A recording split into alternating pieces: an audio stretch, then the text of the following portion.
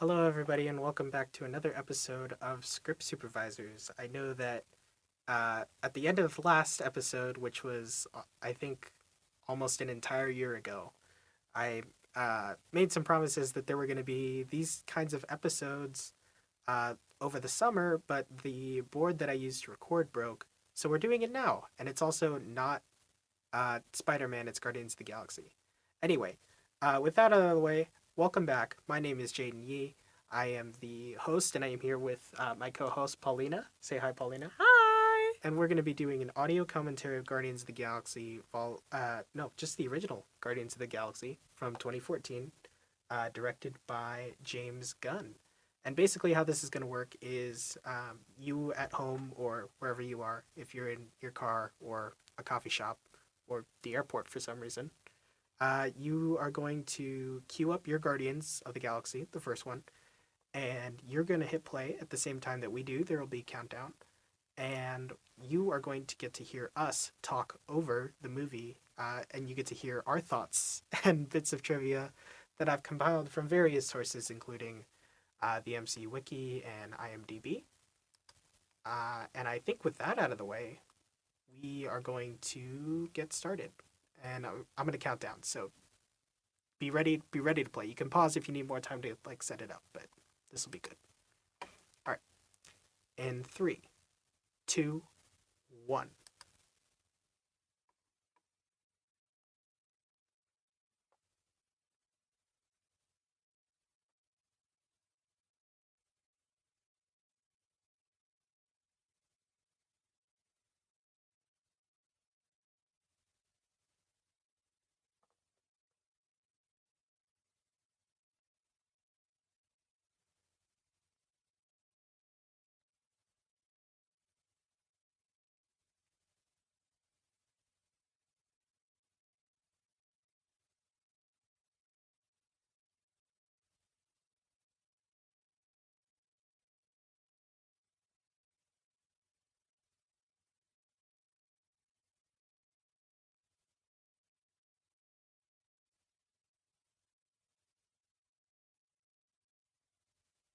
So this scene is actually set in Missouri, where James Gunn grew up. Very interesting. This is something you'll notice throughout the film, but James Gunn uses he uses diegetic sound, so like all of the music that is in this movie is coming from somewhere, whether it's like Peter's headphones or like the Milano, which Hmm. we'll see later. But it's just a really cool kind of thing that he does throughout this movie. Yeah.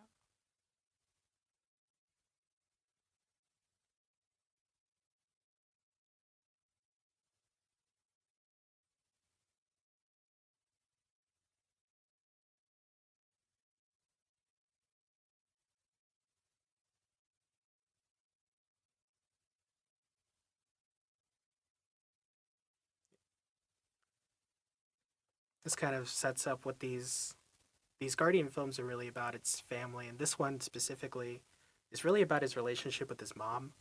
Um, she'll keep coming back throughout the movie, and then it'll morph into like an overarching story Yeah. about family through the rest of the other films. Cause is Marvel Disney owned now, or like It part of Disney's? Yes. So Yeah. Marvel actually acquired, or Disney acquired Marvel in 2013, I think, right after the Avengers movies.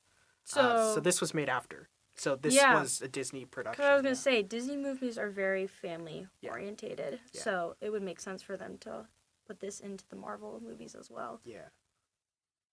This is a key moment right here where Peter doesn't doesn't grab his mom's hand before she dies. I always thought that was like, why didn't you do it? Yeah. It's a real strong, like emotional thing. I mean, it's very emotional, and that's like not with the tone throughout the whole film. It's not sad like this. No, It's a yeah. really comedic, but the fact that he's able to put scenes like this in the movie and still make the audience feel a certain way, Oh even though yeah. um the movie has more comedy in it. It's like a complete Yeah, 180 of what it's this first thing is. right, and it's it's really good filmmaking when you can tell an emotional story within a comedy, Oh yeah. and I that's one of my favorite parts about these movies. They're so emotional while still being funny in the right way. And that doctor back there, his name is Fitzgibbon, and he's actually named after uh, Larry Fitzgibbon, James Gunn's personal friend, and That he is puts a so character funny. named Fitzgibbon into um into all his different things. So there's like a character named Fitzgibbon in every Guardians movie, Oh my and also the gosh. holiday special and a couple other movies that he's made. That's so cool. Yeah. This is actually the last Marvel movie to feature this kind of intro. I was gonna say, Yeah. yeah. They put a new intro in after this. I love how, well, we don't get to see it, but I wonder how the people on Earth feel when they just can't find Peter. They're like, where did he go? Yeah. We'll never know how they felt. Yeah. We get to see a little bit of it at the end of volume 3, but Peter Right. like never goes back to Earth at any point. No. Well, if you grow up in space your whole life, basically your whole Yeah. life, then yeah.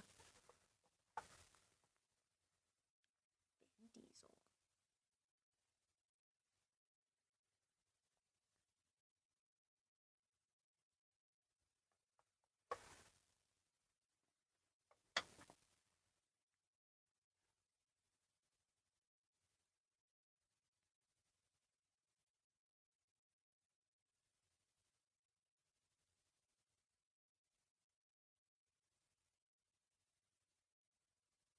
This is the first non-Avengers Marvel movie that was made. So they like took a big risk making this. And Right. actually, in the original draft, Rocket Raccoon wasn't even included because they thought he was too cartoonish. I So, would disagree. He doesn't look cartoonish at all. yeah, And this but was made in 2014? yeah. Yeah. But they took a huge risk making this movie, and it really paid off because they had the right team behind it and the right actors. Well, I also think it was good that they did it like sooner than later, introducing other Marvel Universe characters. Right, yeah.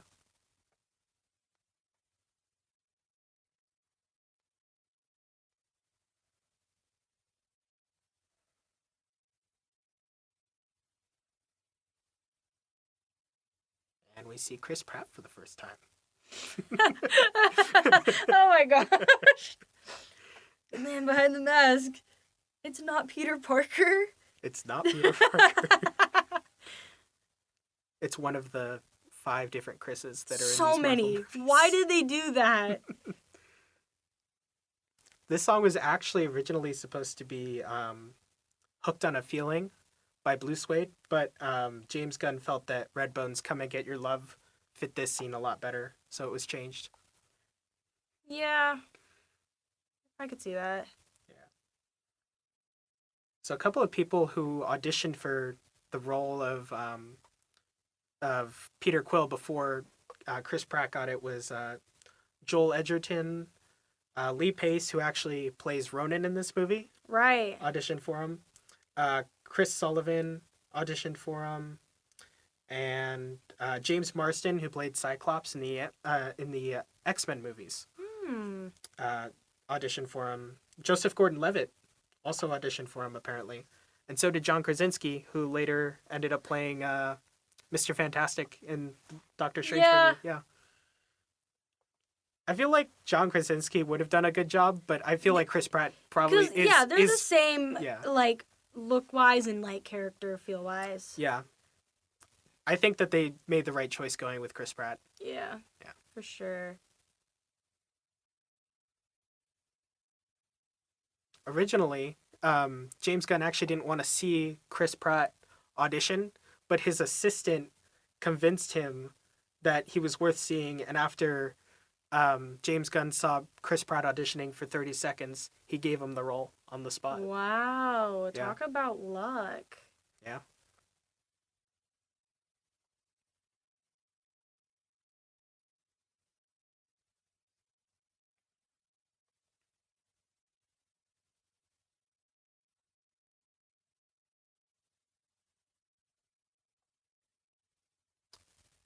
Some of the cave art on the wall back there, the production designers put Some figures on the back wall who they later confirmed were death, entropy, eternity, and infinity, which Hmm. are um, they're cosmic entities from the Marvel comics. Makes sense. Yeah.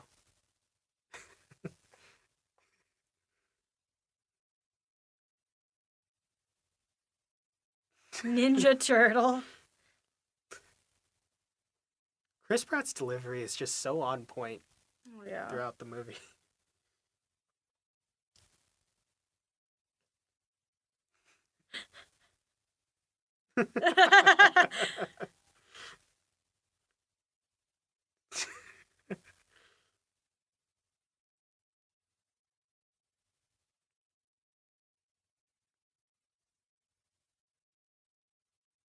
Yeah, so Chris Pratt actually said that he based his performance of Star Lord on Han Solo from Star Wars. Yeah, and Oh. Marty McFly from Back to the Future. Okay. Yeah, I could see that because I know Han Solo is very like, just gonna do my own thing, man. Yeah.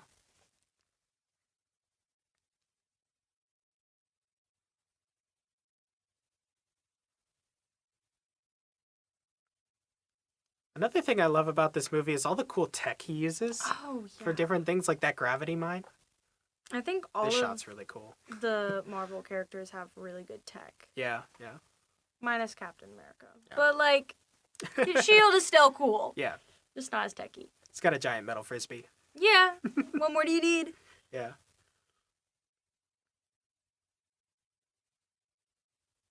So this spaceship is actually named the Milano after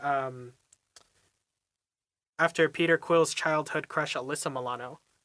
Yeah. Oh. And that's a thing you'll see with all the ships in the different movies is that Right. they're named after people from like artists from the 80s. Mm.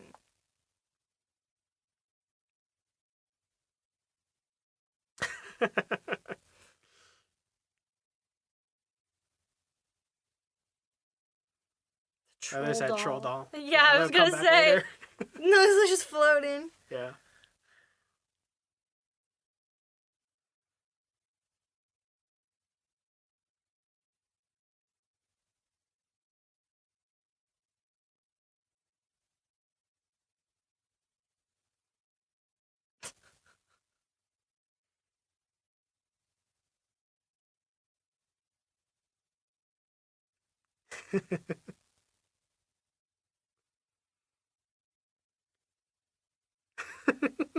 That's like the worst thing to say Yeah. to a woman. She was actually wearing the same T-shirt that Peter Quill was wearing at the beginning of the movie.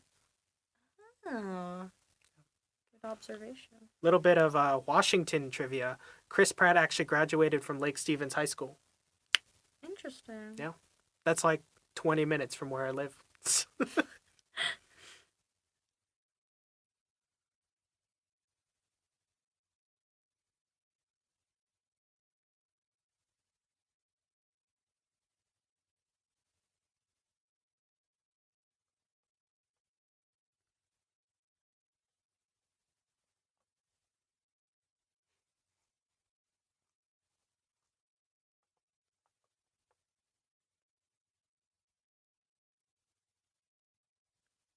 So Yondu is actually an original member of the Guardians of the Galaxy in the comics.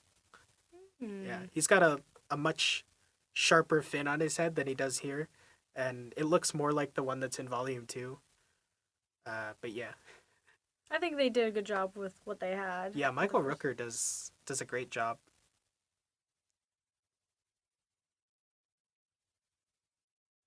That's actually James Gunn's brother, Sean Gunn. He plays Kraglin. Yeah, Oh, he actually did he also played the onset Rocket Raccoon. He did all the motion capture. very interesting.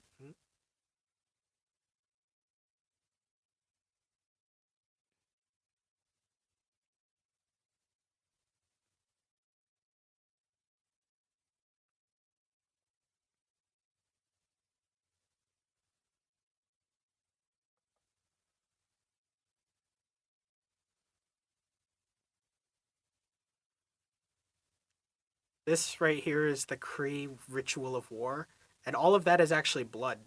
So he literally sleeps in the blood of his enemies. Right, Yeah. because in a few minutes doesn't he like slice one of them and their blood goes back into Yeah, the he's gonna pool? like bludgeon a guy to death. Yeah.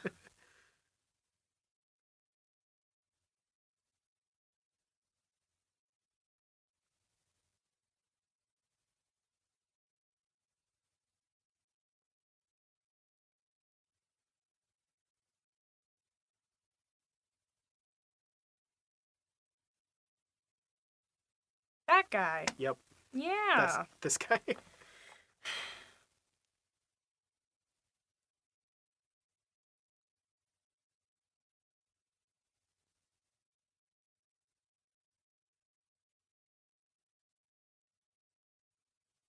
goes the blood. Yep. This goes along nicely with how Thanos threatens him later, bathing the Stallways in his blood. Oh Yeah. yeah. There's Nebula. She's played by Karen Gillan, who actually shaved her head in preparation for the role. That's true commitment right there. Yeah. It also makes it a lot easier because then you don't have to do the whole bald cap process. Yeah. So yeah.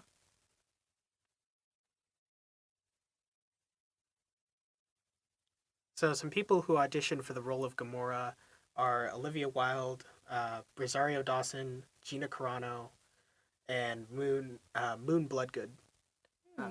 Also, let me see if I get this right.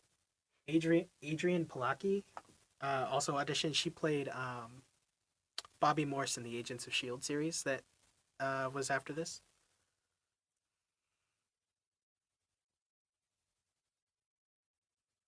Yeah, Zoe Saldana wanted to.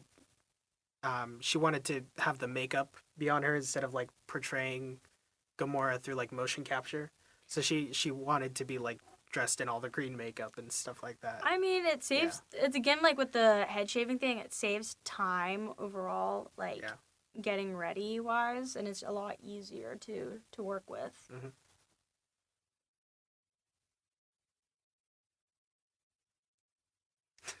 Bradley Cooper.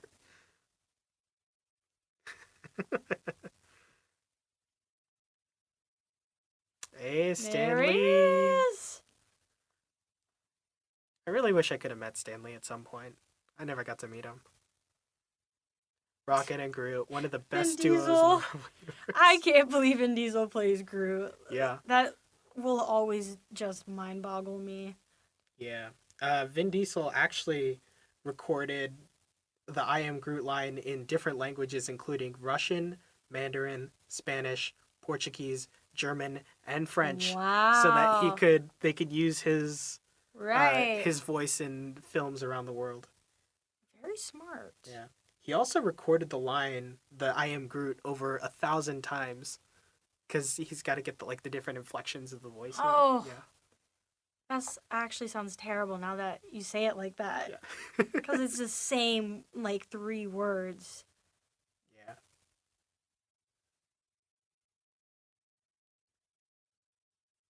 This guy, the broker, he actually comes back in Guardians Volume 3. He's played by Christopher Fairbanks.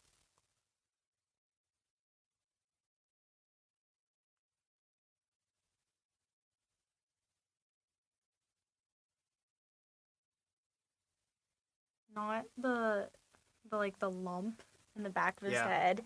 Yeah. To look like if he had actual hair, it'd be slicked Yeah. back into, like, a, like, rubber band. It looks, it just, like, is tripping me out that I saw. I was like, it's just a nub. Yeah.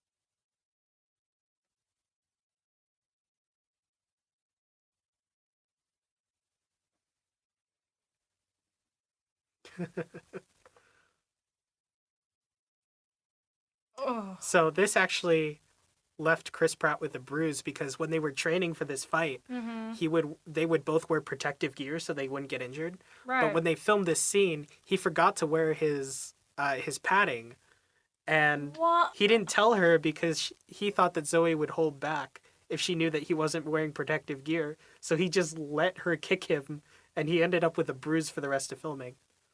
Oh my gosh. Biting. That's Yeah, Bradley Cooper, who voices Rocket, and Zoe Saldana were actually dating when this was filmed. no way. Mhm. Yep. Oh, that's so weird.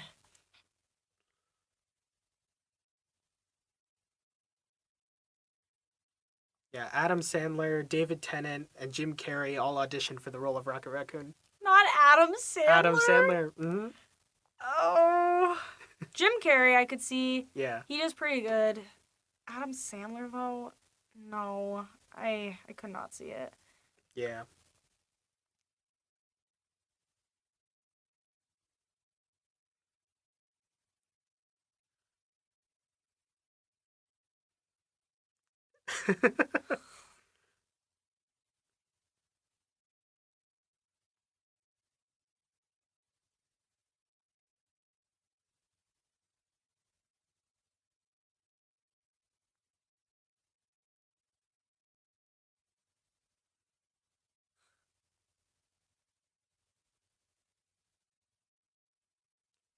This is kind of a running joke that Groot loses limbs throughout the Guardians movies and he just grows them back. Yeah.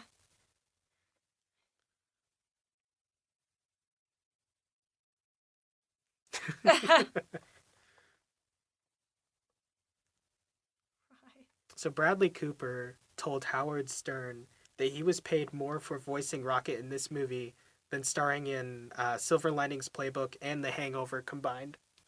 Wow. Yeah. Makes sense, though, if it's Marvel. Yeah. You're gonna get paid more.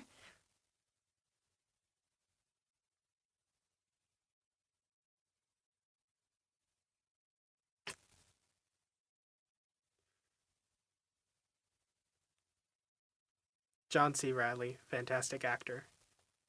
Oh, yeah.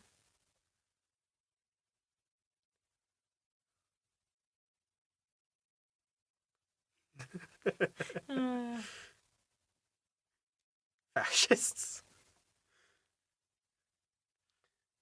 So prior to the release of the movie, Bill Matlow, the comic book writer who created Rocket Raccoon, was permanently hospitalized due to the severity of a crippling traffic accident, oh, wow. and he was shown an early version of the film, and he approved of the adaptation of Rocket, Mm-hmm. and I guess Marvel Studios paid to make sure that he had the care he needed for the rest of his life.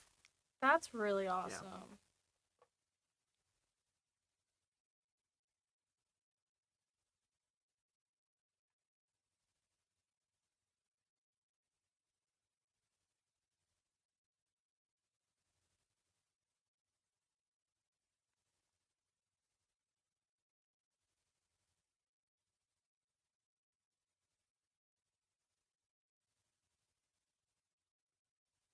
Connections.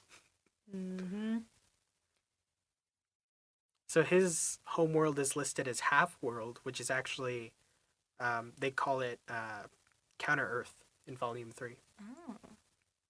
His allies also list Lila, who's the otter from the third Guardians movie.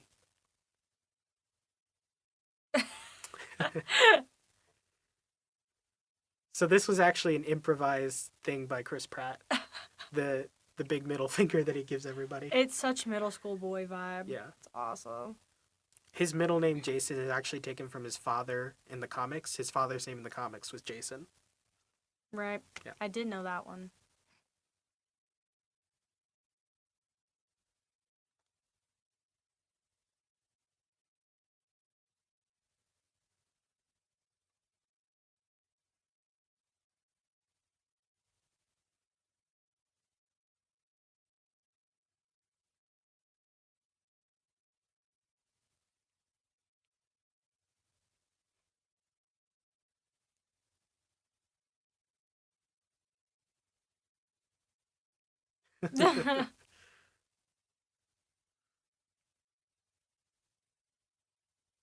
all these references to the 80s.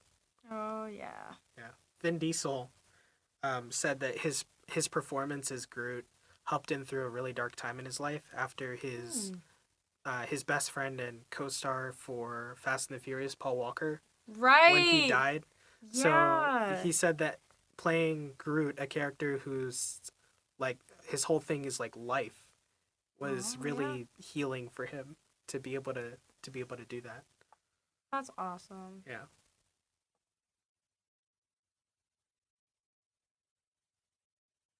Giving Tree. The book.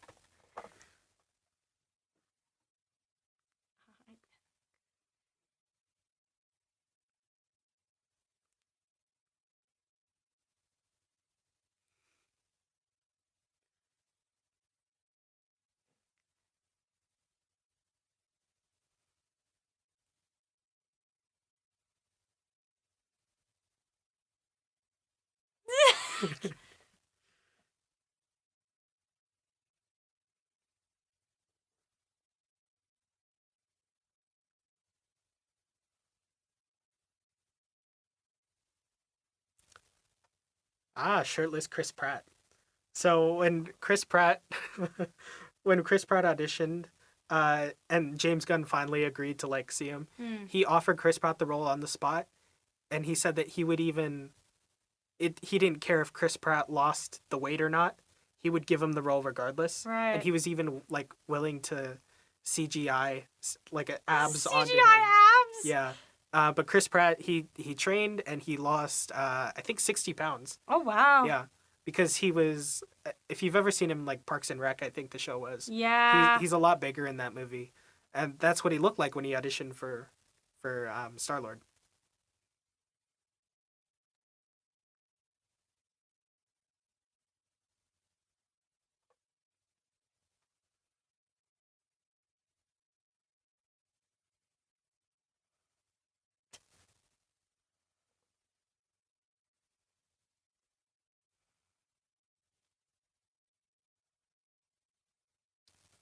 Yeah, so James Gunn's mentor Lloyd Kaufman, he's one of those kiln prisoners that's shouting.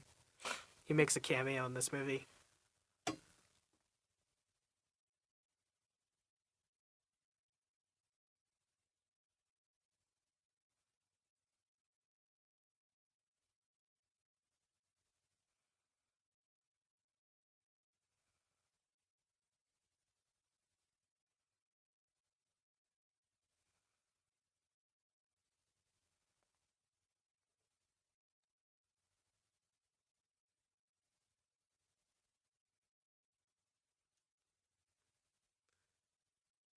So this blue alien is actually a voice cameo by Nathan Fillion. Nice. Yeah, he also Nathan Fillion also plays Simon Williams in a deleted scene in Volume 2, and then one of the Orgo Corp guards in Volume 3. Because Hmm. James Gunn and Nathan Fillion are really good friends.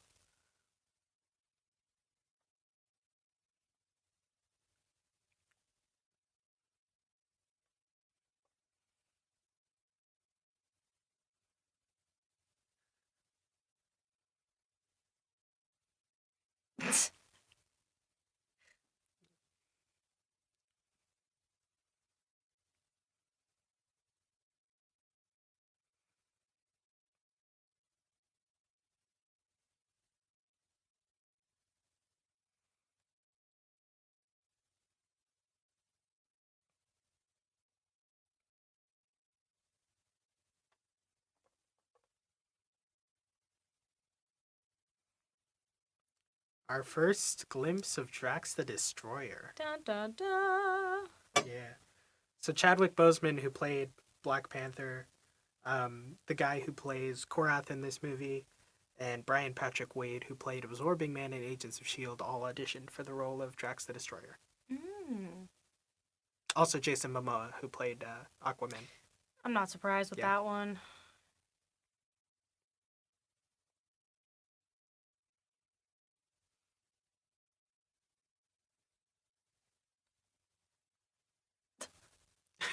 Looks like any little sleepy animal. Yeah, his fur is all matted.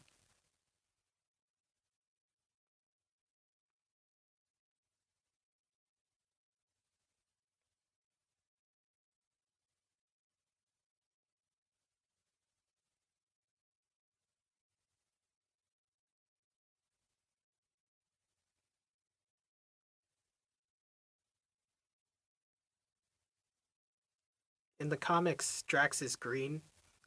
However, they changed him to like a more grayish color.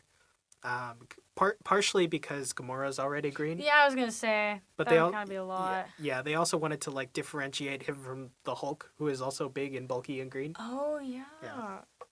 Why'd they make them all green? Like, there's 1,000 colors you could choose from. Yeah. Yeah, in the comics he's actually human. He's not like an alien. His name's Arthur Douglas in the comics. I think I like Drax the Yeah. Destroyer better than Arthur.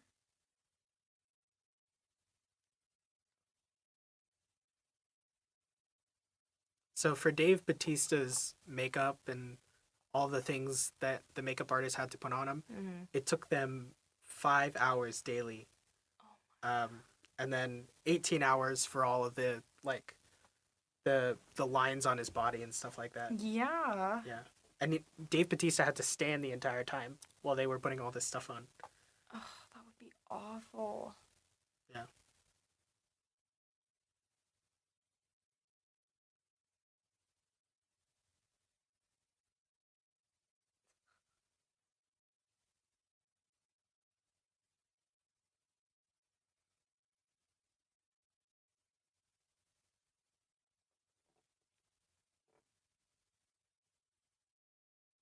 I read my notes wrong. It's sorry, it wasn't 18 hours. It was 18 different tattoos that they had to put on his body for the red, like those red tattoos. Oh, yeah. So there are 18 different tattoos. So it wasn't 18. I thought 18 hours sounded a little bit wrong.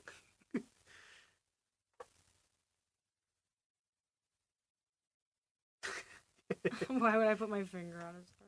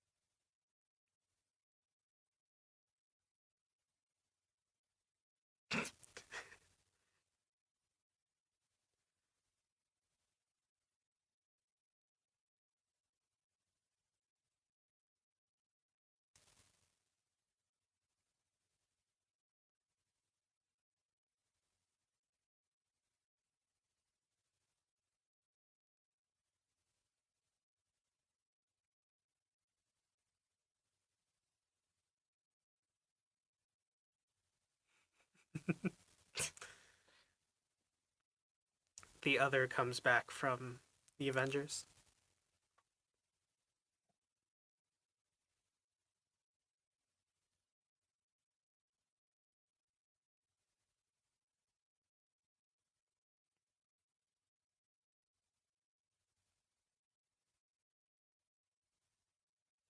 He's actually like a more advanced Chitari.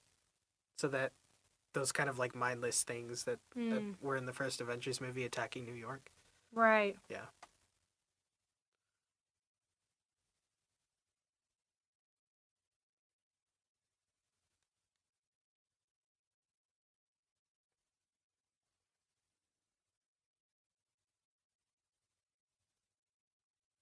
Just kills him. Just There's plenty casually. more.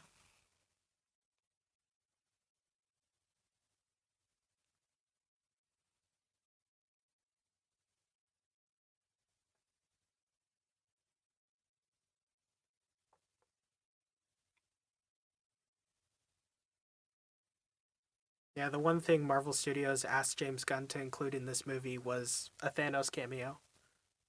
There always has to be a cameo of the next movies and all that. This is the first time Josh Brolin played Thanos. Because Thanos was like an afterthought in the Avengers. Right. So this is the first time Josh Brolin is actually Thanos.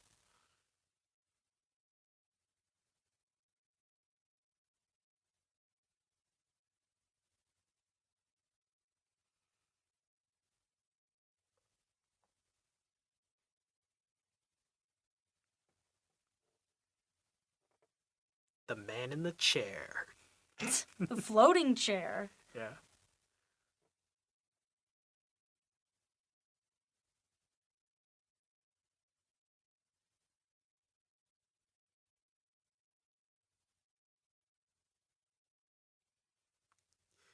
You can kind of hear Bradley Cooper's voice inflection here. And it's like, it's not something you would notice unless you were paying attention to it. But it's like a sign of great voice acting that he's got that little inflection that shows that Rocket's laughing.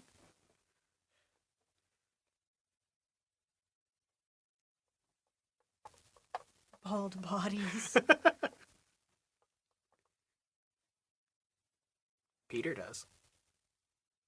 Oh! Solid right there. I love this part. Their talk. Oh no, like Groot always just does random Yeah. stuff. And like Drax is like, what?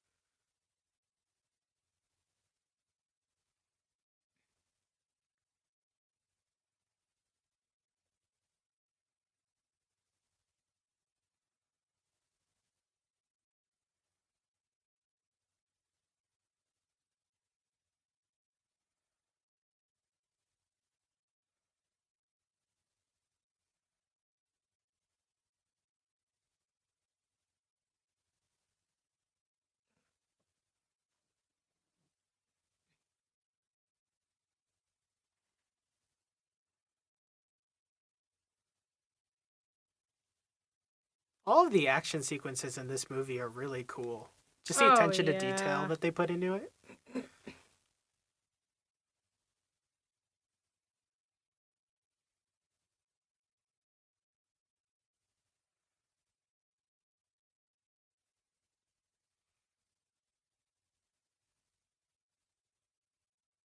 The animals in control.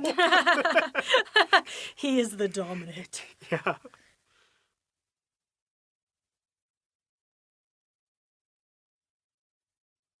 I love how Drax is just, he has fun beating people up. Oh yeah.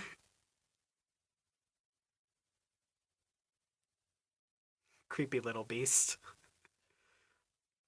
It's funny, all of these like different names that Rocket gets called throughout these Oh movies. yeah.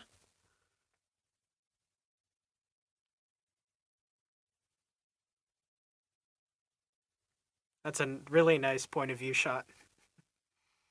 Oh yeah.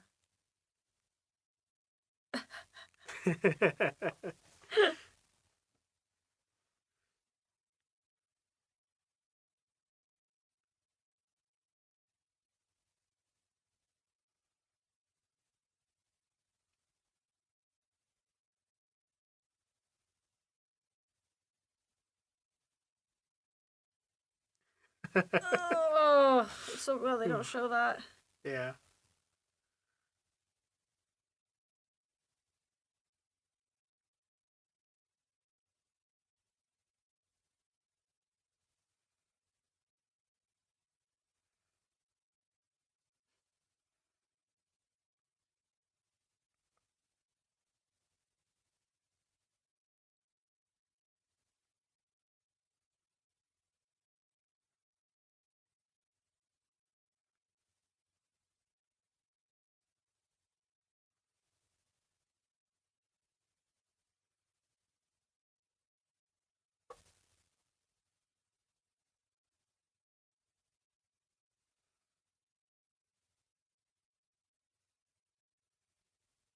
He's using Groot as a ladder.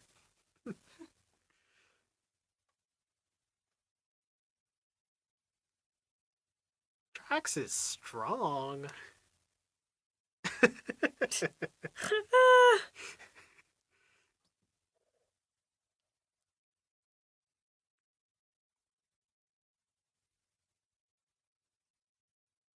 Oh The yeah. first time the Guardians assemble. Oh yeah.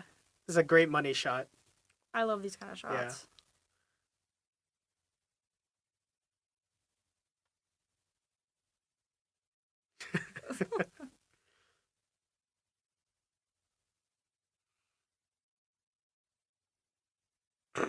This one.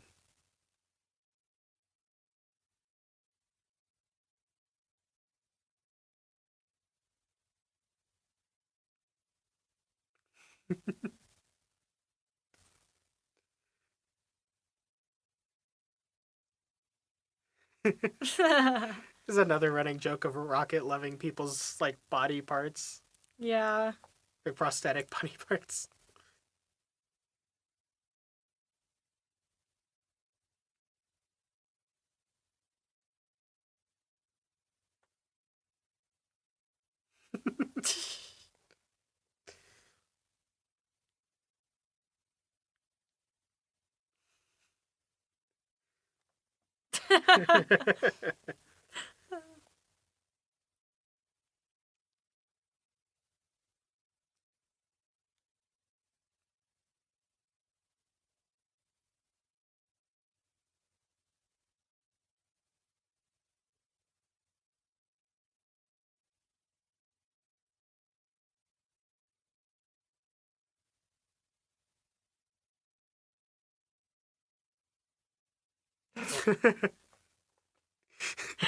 This is so random. It doesn't go with anything. Even though Rocket like constantly says that he's not a raccoon, we eventually do find out that he's like actually a raccoon from Earth. I would think so. Yeah.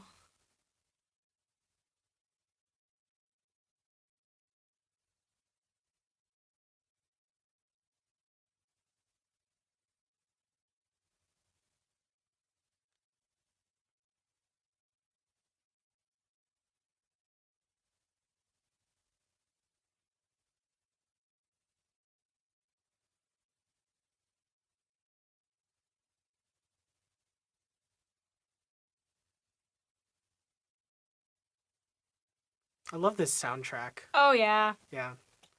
Marvel really just they outdo themselves on the soundtrack and the music in all of the stuff that they make. I can't think of a single Marvel thing that has a bad soundtrack. Oh yeah. Yeah. No.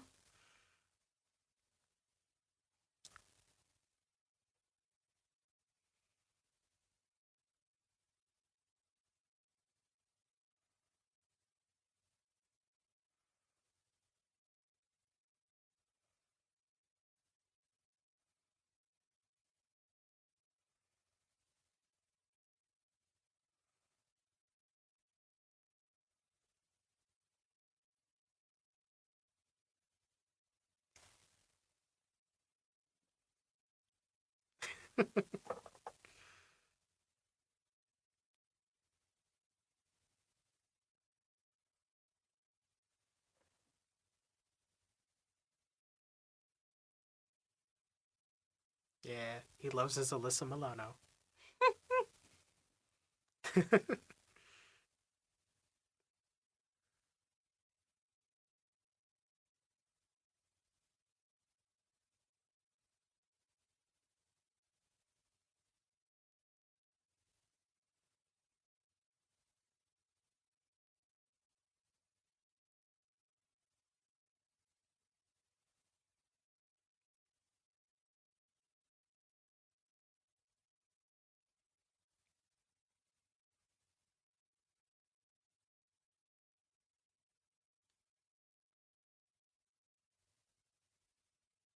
Peter Quill's quad blasters are pretty cool. Oh yeah.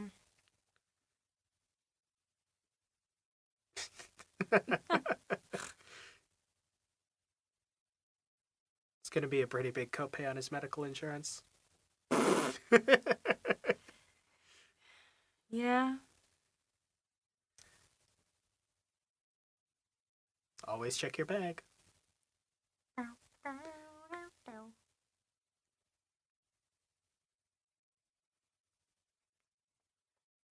Yeah. Escape by Rupert Holmes.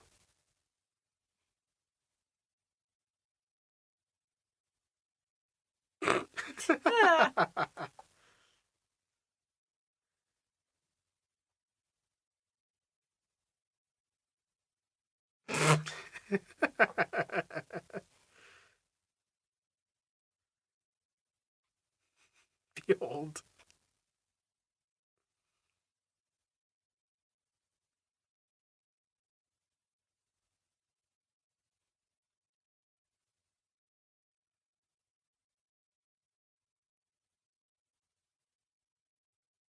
His Walkman. It's important to him.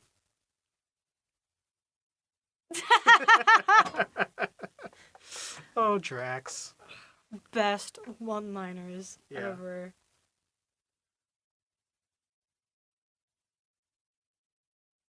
Ranger Rick. Ranger Rick.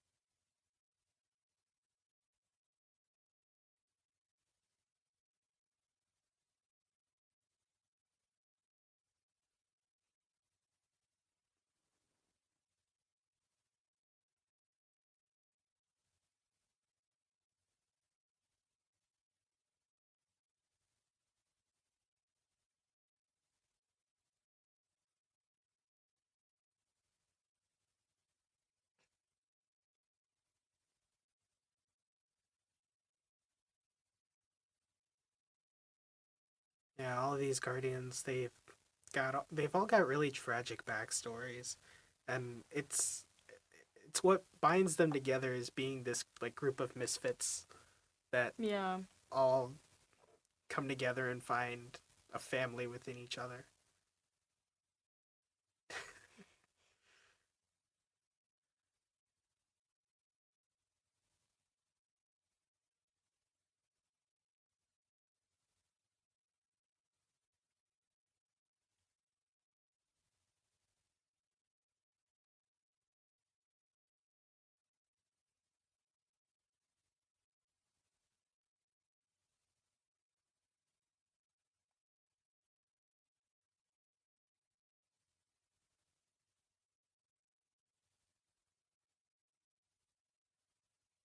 Just kills an entire prison. Well, they were criminals anyways.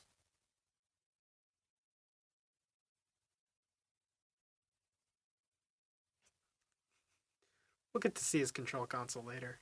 Yes, we will. Yeah.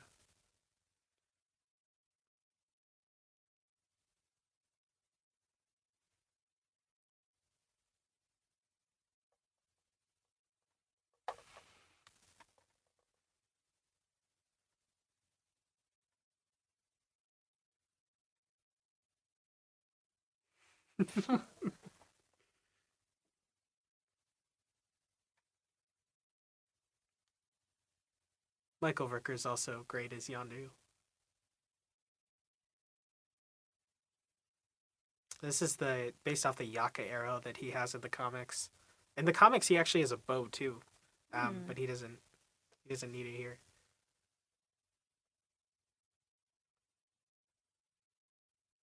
Now this is there's a you can see a dark elf back there. This is the collector's museum, and it's got a whole bunch of different things that you can see that the collector has collected.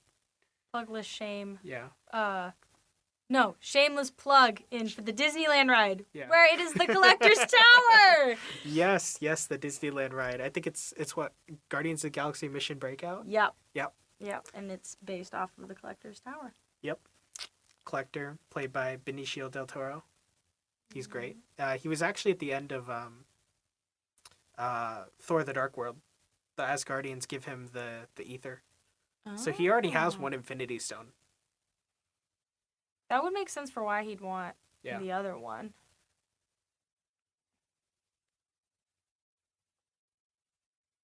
So in the comics, Nowhere is it's still the head of an ancient celestial being, but he was decapitated by the god Null, Mm. who is like the leader of the symbiotes in the comics. So like Venom and the stuff like that. Uh, Gore the God Butcher, who is in Thor: Love and Thunder, has a sword called All Black the Necro Sword, which is the weapon that Null has that he used to cut off the head of Nowhere.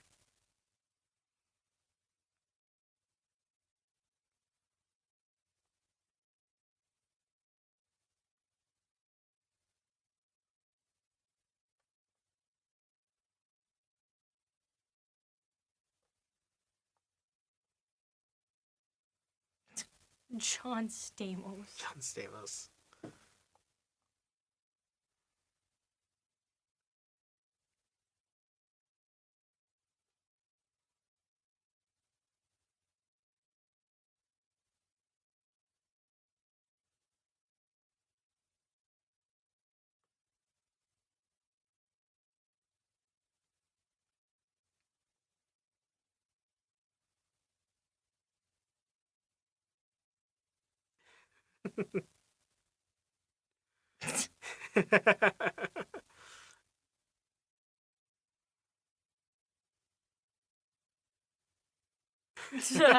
Groot's face.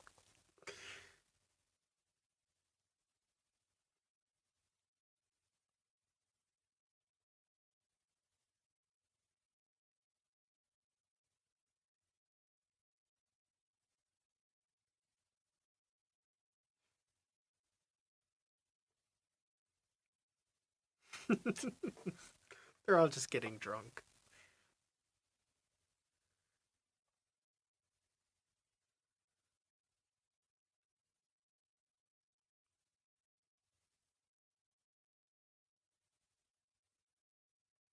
Stab, stab.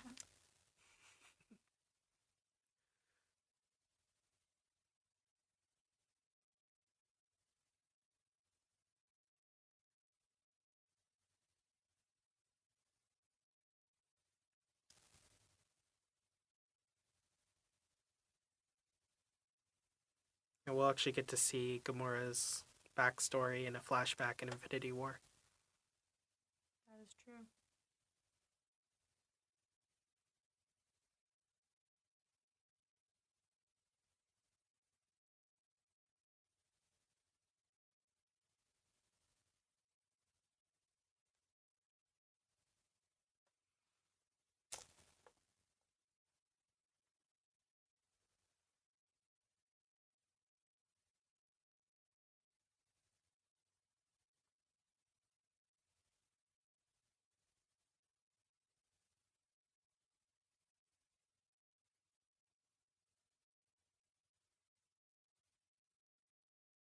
Footloose. Footloose will come back in Infinity War. Yes, because Yeah. don't they get Kevin Bacon? Yep. They get Kevin Bacon in the holiday special, yeah. Yeah, that Yep. one.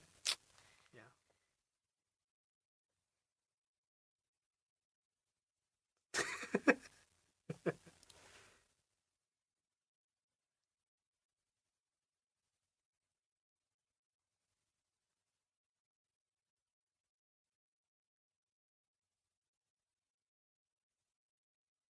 Fooled around and fell in love by Elvin Bishop.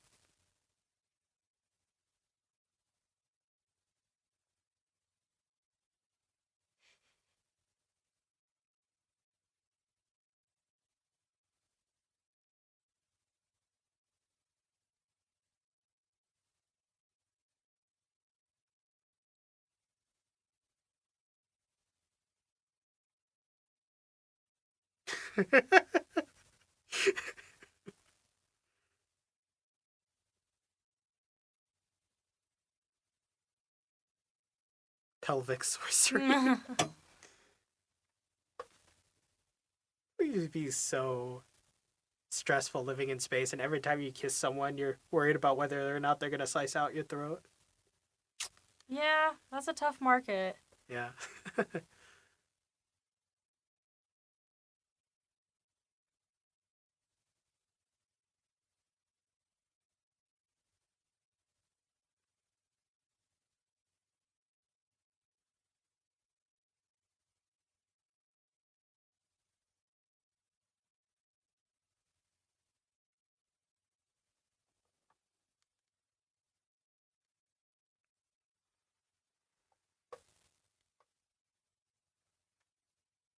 This is a bit of an emotional glimpse into Rocket's backstory.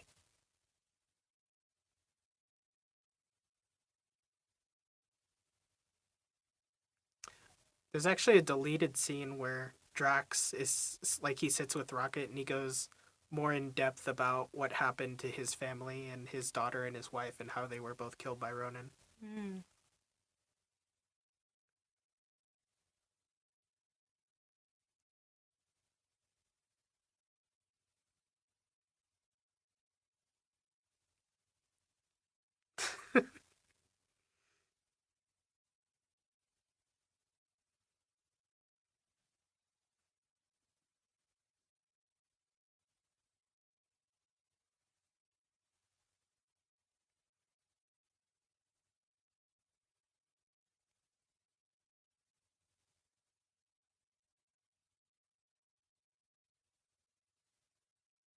You can see Cosmo the space dog in the corner, and there's a Chitari too on the other side. A lot of Easter eggs here. Yep, there's Cosmo the Russian space dog. She can actually talk, and she'll be talking in later movies. There's you can see Howard the Duck kind of up in the corner. There's also a frost giant. And there's a birthing pod, which was supposed to be Adam Warlock's birthing pod, but that was retconned later. Interesting.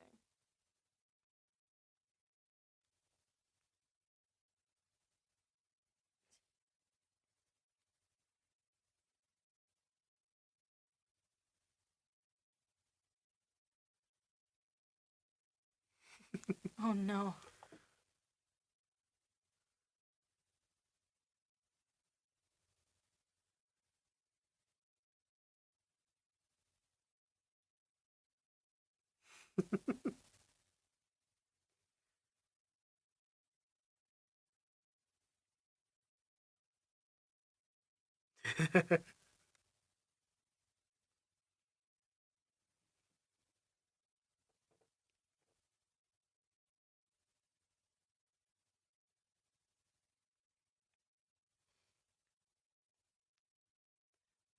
Chris Pratt actually didn't mean to drop the orb when he was filming this, but James Gunn thought it fit so well that he kept it in. I'm glad he kept it in. Yeah. Yeah. This guy also comes back in Volume 3. His name is like, I think it's like Steamy Blue Liver, something like that. All these guys, they've got names, Oh Lord. like different names. This is our first, like, kind of first backstory of the Infinity Stones in the MCU when they decided to go the route of Thanos and the Infinity Stones. Right. Yeah.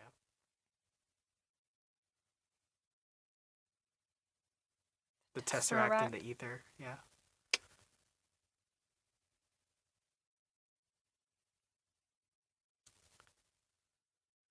This guy's name is Eson the Searcher from the Marvel comics. Mm.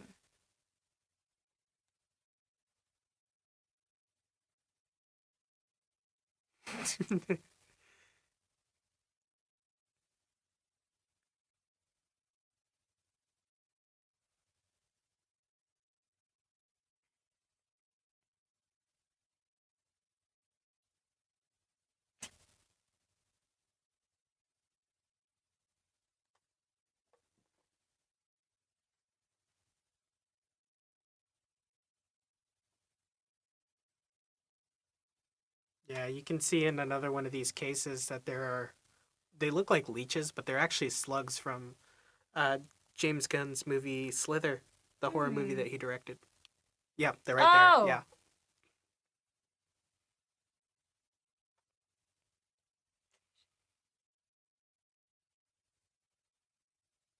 Destroys everything he collected. Oh.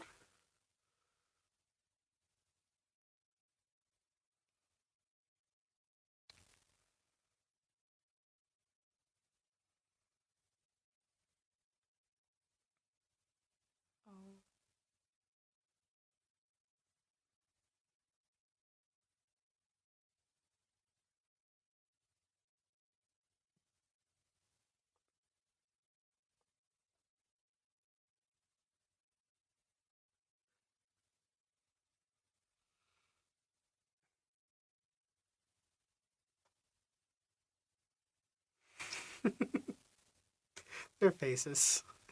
I would be the same. Yeah, yeah. Go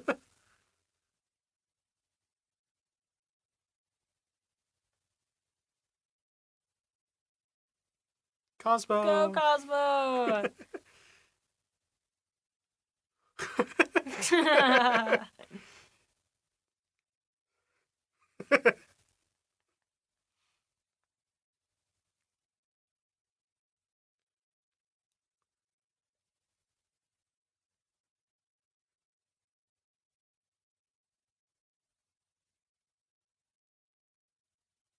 Solid logic.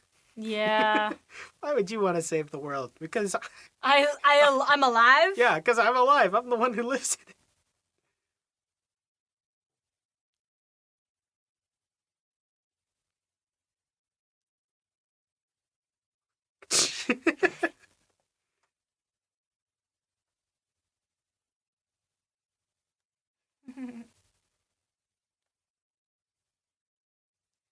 Oh my gosh. Yeah.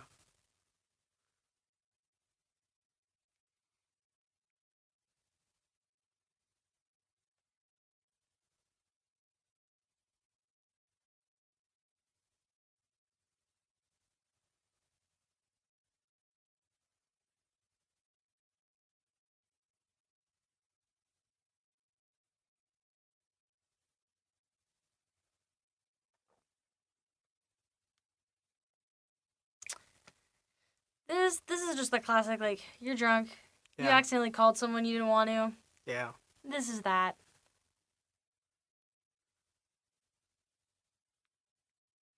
Who just sits there for the whole battle?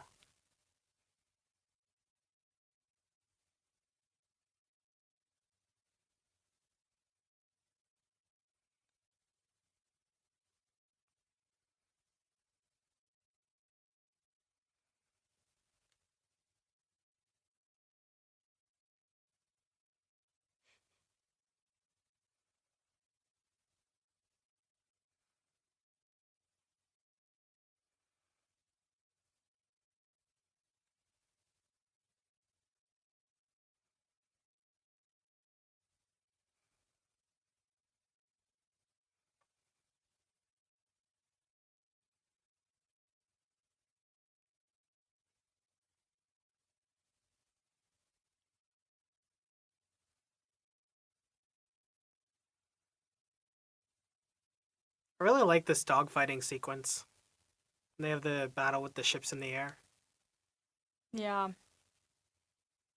I always really liked starship battles for some reason.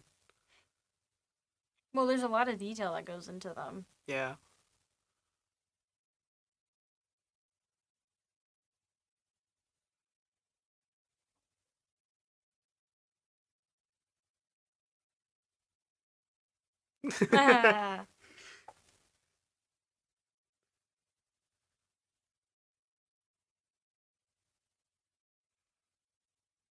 That's a cool way of using the pods.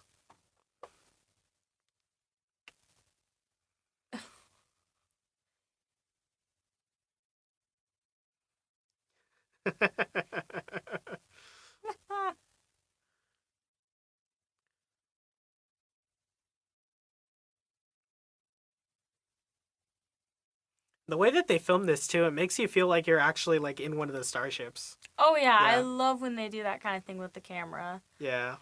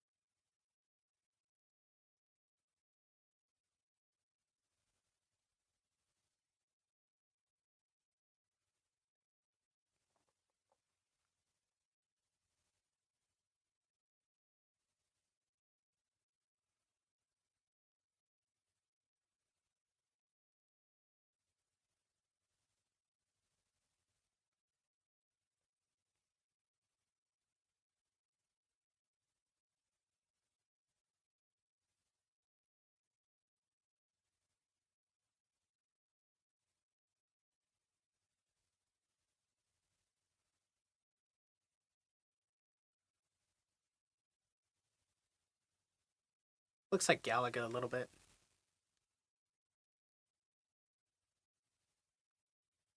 Yeah, we'll meet the rest of the siblings The later. family reunion. Yeah.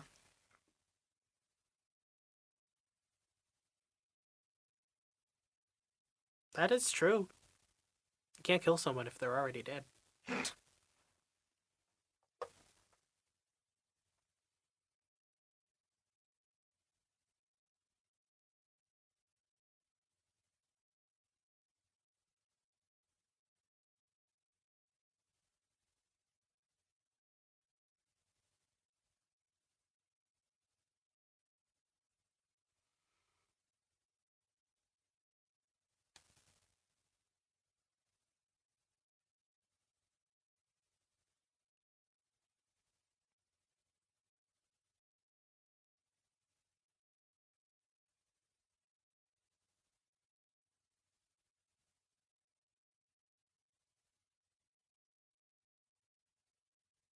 Yeah, this is a really important moment in the kind of the hero arc. They're all basically defeated and they have to kind of regain themselves before they try and attack Ronan again.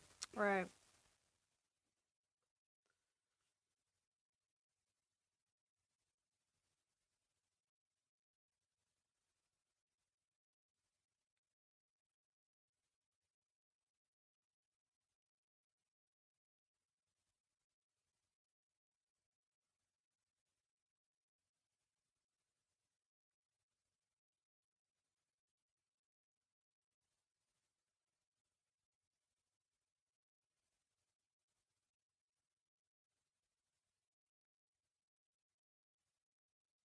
This is a key moment right here for Peter and Gamora's relationship.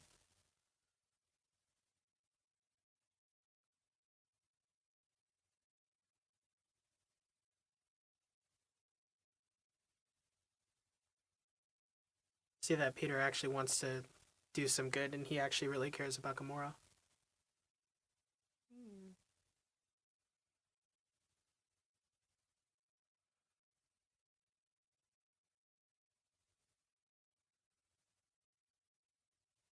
I'm not exactly sure how the physics of this works, but I feel like if I was in space for that long, I'd be like, But okay, technically the audience doesn't know yet that Peter is half. oh, half Is celestial. it, Yeah. Right. Yeah. So him being half celestial, that's why he can probably stand Yeah. it as long as Gamora did until she Yeah, all these died aliens or have like different whatever. physiologies and everything Yeah. like that. So yeah, that's true.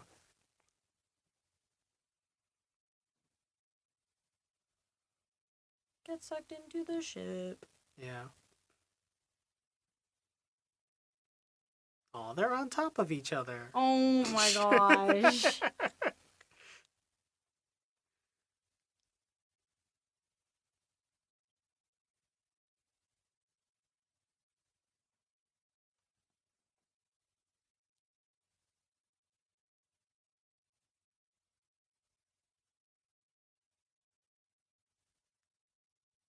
Here's what I think came over him. And I'm going to tie it back to the family arc. Okay. All right. Okay. He couldn't really save his mom when she died. Mhm. She is female, just like the mom. He then has like a thing where it's like, oh my gosh, this is someone that I love, just like I love my mom. So I'm going to save her and not let her die like my mom died. Whoa! Makes a lot of sense. I don't know if that made any sense. No, it did. It did. But And there's a scene later that ties into that too because I think Gamora is saying Peter and then it like fades to his mom also saying Peter at the same time. right, yeah. So yeah, you're totally Okay. on point with that. Yeah.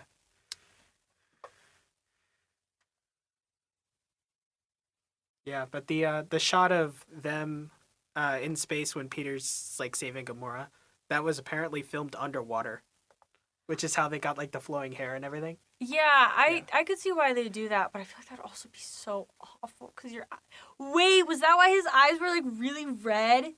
Some like the chlorine. It might have been.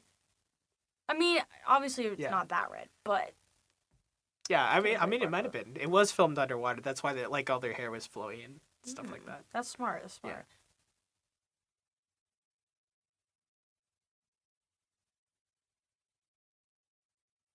Yeah. Get a little glimpse into Drax's backstory. Ruined by Rocket like 5 seconds later. Yeah. Even Groot's like, how dare you, Rocket?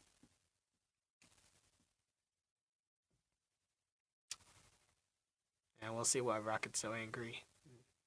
Volume 3.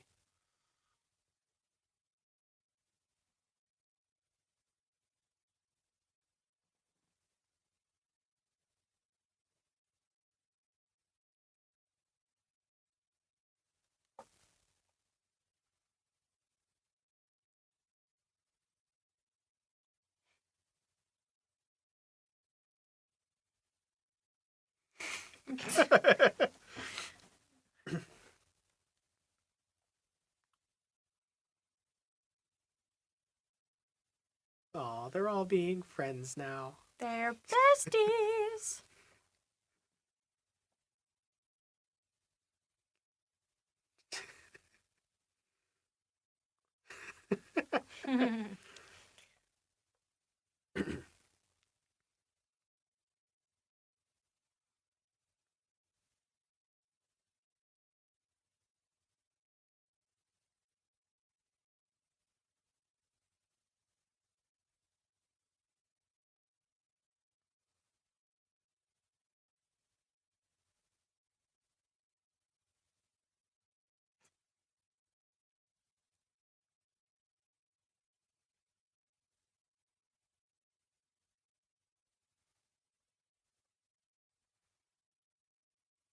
My whole thing with this was why Thanos never went after him when he did this. Yeah. Like, I understand it's not directed towards Thanos, the movie, so I understand why it's not important. But if I'm, like, thinking about this from, like, a Yeah. story point, it would just make more sense. Like, I don't know.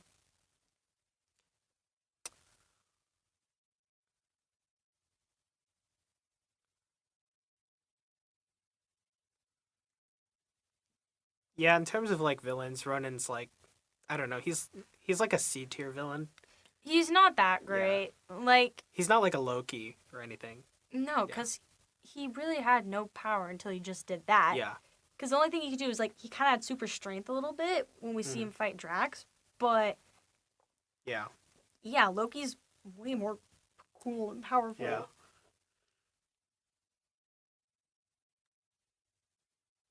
To eat you. I've never tasted Terran before either. I'm glad you're not a cannibal, Jaden. Yeah. Me too. I feel like being a cannibal would not be so good. Yeah. It would be a choice.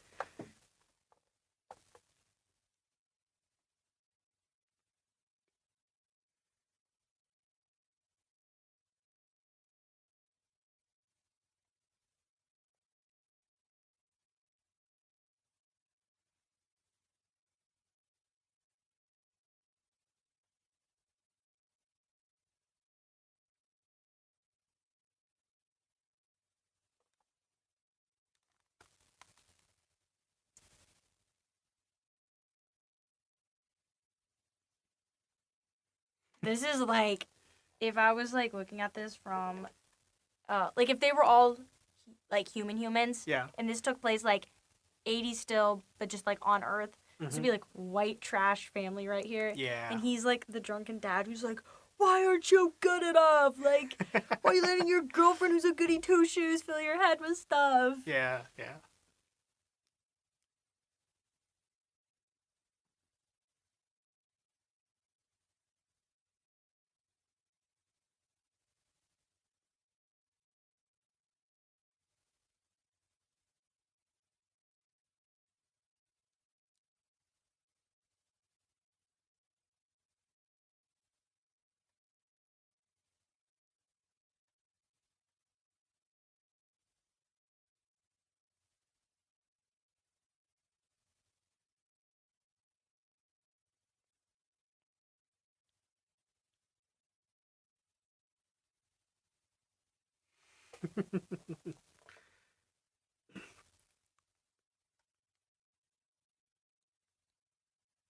So bipolar.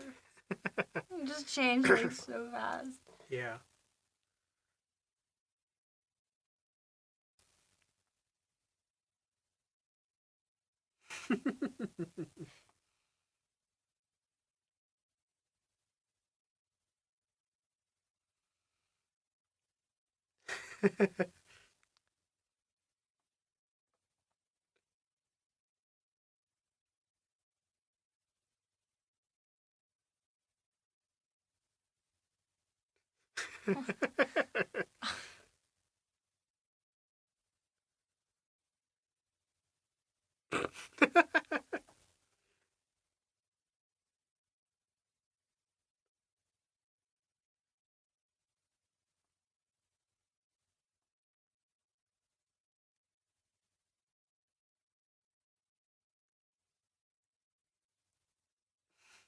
The minutes.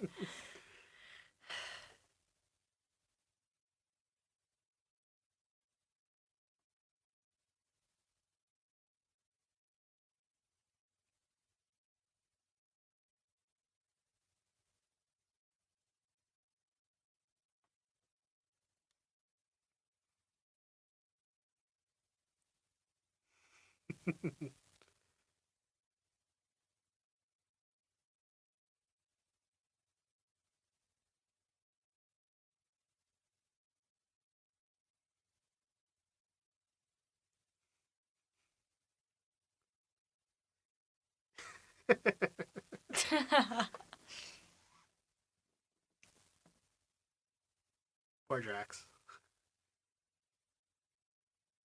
12%.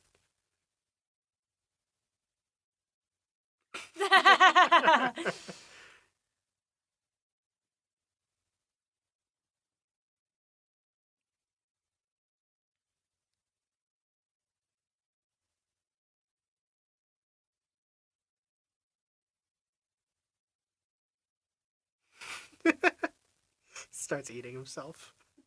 He is a cannibal Yeah. of himself.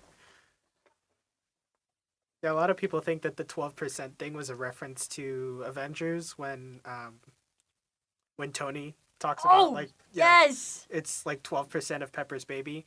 But apparently it's just like 12% is just used in comedy a lot because it's the biggest number that's only one syllable. So they just use 12 a lot because it flows better.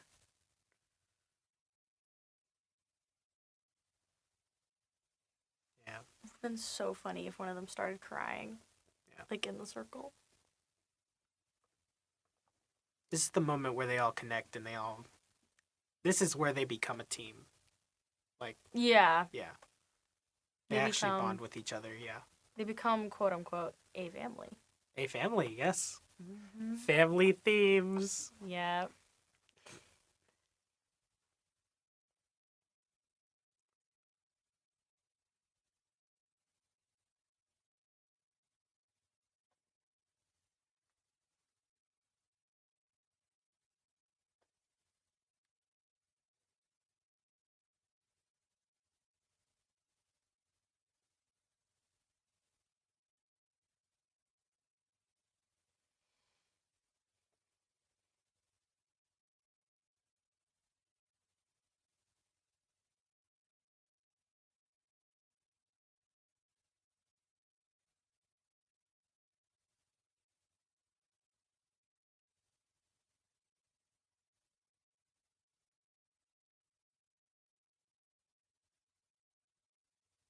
They all found what they needed in each other.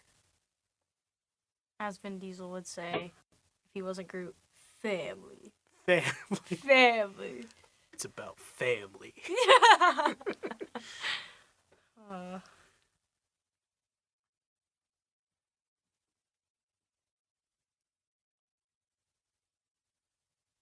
You mean I am family? I am family.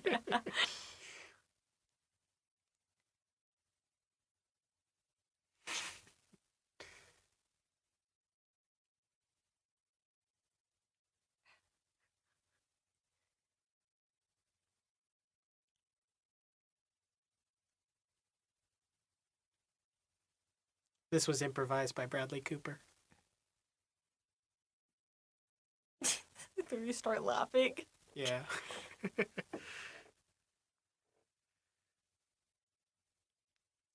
Cherry Bomb. Cherry bomb.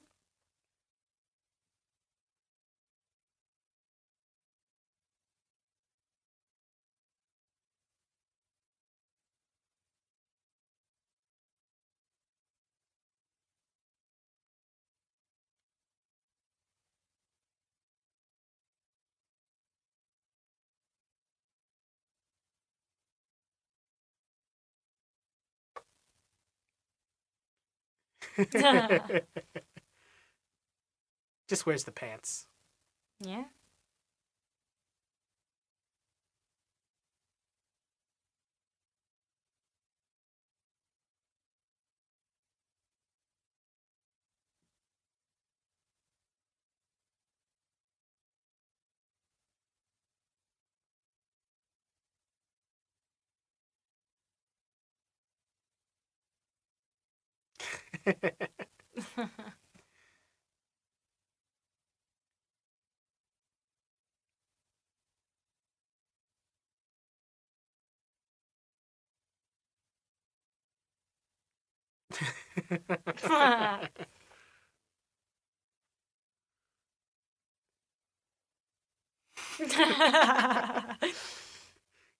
Yeah, he'll get Bucky's arm later.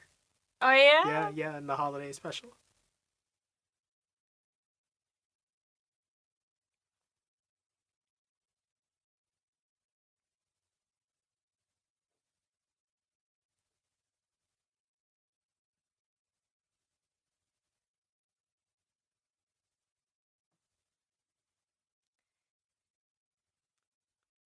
The classic team up, everybody slow motion walk.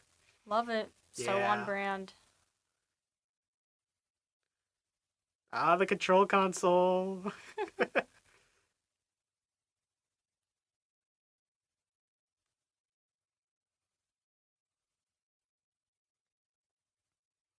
So these styles of ships are actually called M ships. Yeah. Because they look like M's. Yep, because they look like Yeah, M's I probably. figured. Yeah.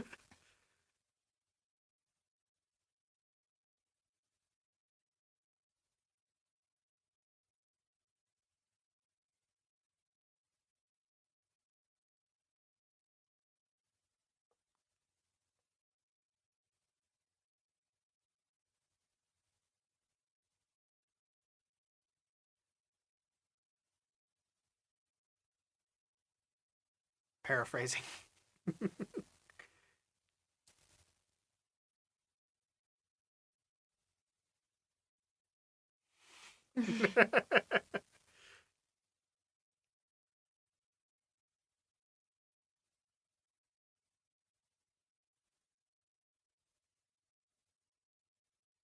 Glenn Close plays Nova Prime. She's pretty cool. I figured. Yeah. Yeah.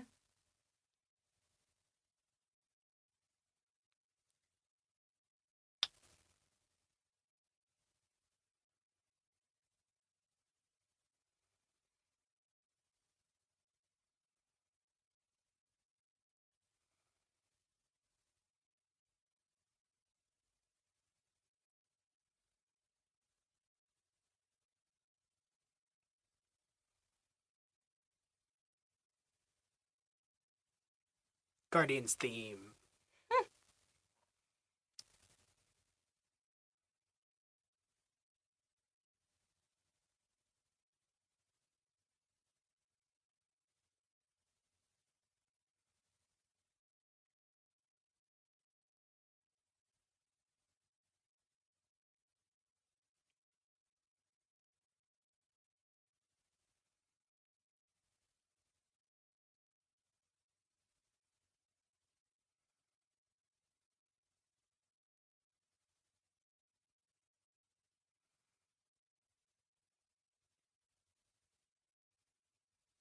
In some of the shots with the in the Nova Corps headquarters, uh, you can see Nova Prime's assistant who also voices one of the animals in Volume 3. I think it's Floor. Floor, I think. The rabbit. Yeah. Nice.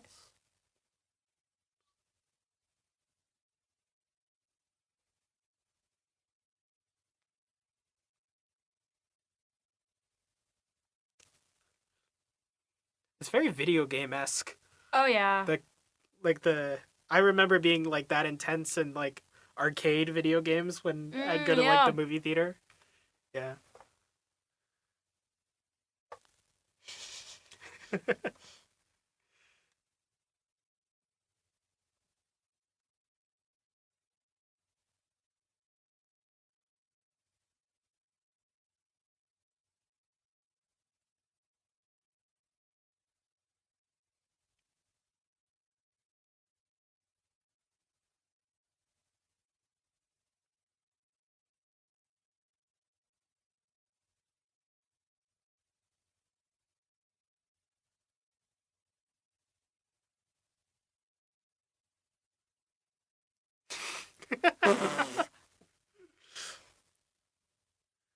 Yeah, a couple of these Nova Corps actors return in the Guardians of the Galaxy Cosmic Rewind, the Mm. the ride at Disney World. Yeah, and Nice. at Epcot, they Yeah. have like a Nova. They have the layout of the Nova City, and they have some of the actors like speaking through voice messages and stuff like that. Nice. Yeah.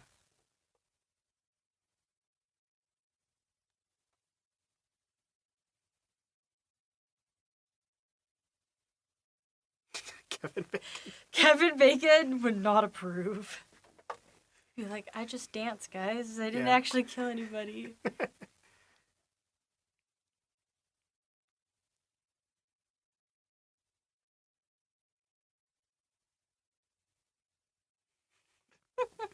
Angry Nebula.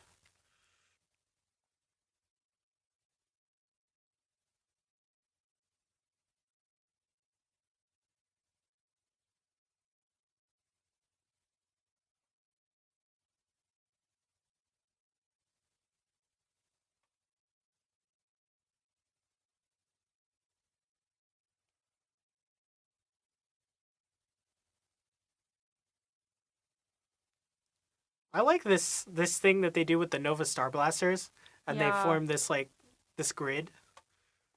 It's a really cool grid.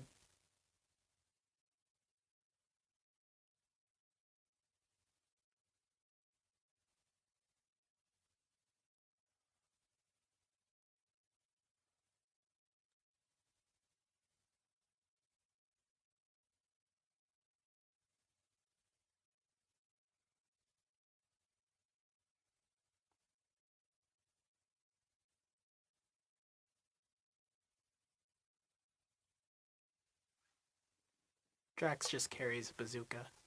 Big bazooka. Big bazooka. Bazooka bubblegum. I was thinking it, but I wasn't gonna say it.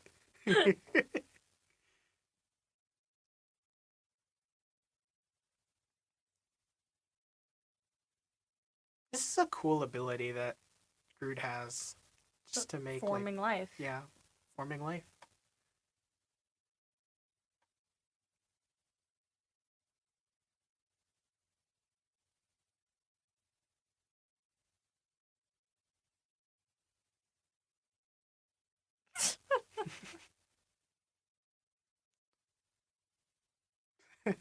Groot nods at him.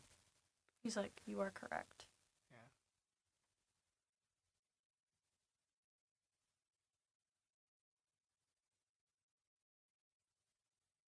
Aw, you're sentimental, Drax.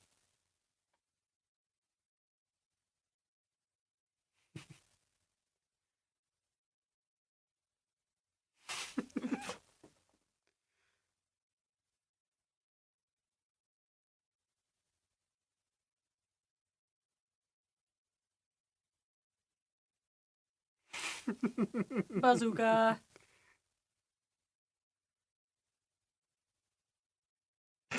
The way he says everything is so great. See, only I can insult my friends like that.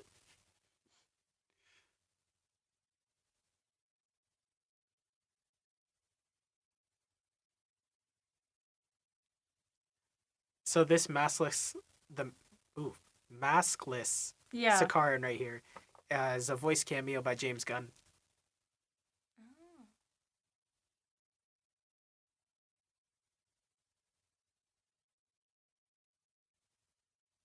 Yeah, this guy is voiced by James Gunn. So these guys are actually Sakarans, and they're the same race as Meek from Thor Ragnarok, Mm. and they're from the trash planet Sakaar, home of the Grandmaster, which we'll get to see in Thor Ragnarok. Actually, originally Yondu was supposed to be in Thor Ragnarok, before he died in Volume 2, Mm. and then it didn't make sense. Yeah.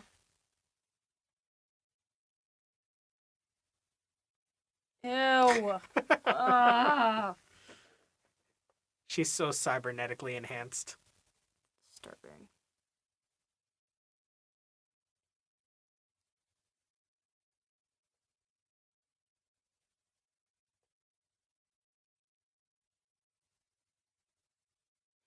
The pilots are just like, no, not the pilots. The people with the orbs. They're just like, Oh yeah, this is so funny. they have a name. I think they're called like Exelon monks or something. Yeah. The monks.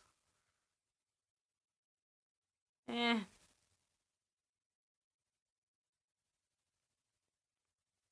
This actually kind of looks like Epcot now that I think about it.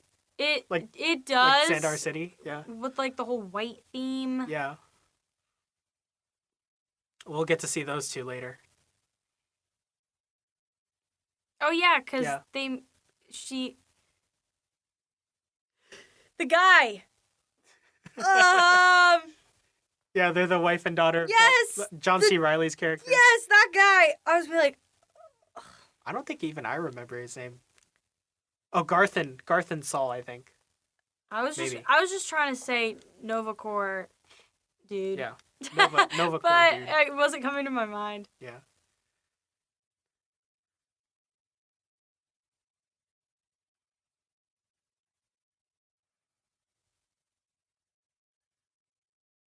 Yeah, Korath the Pursuer, this guy, and then Ronan are both in Captain Marvel. This, Right. yeah, because it's set before this. Mm-hmm. Yeah.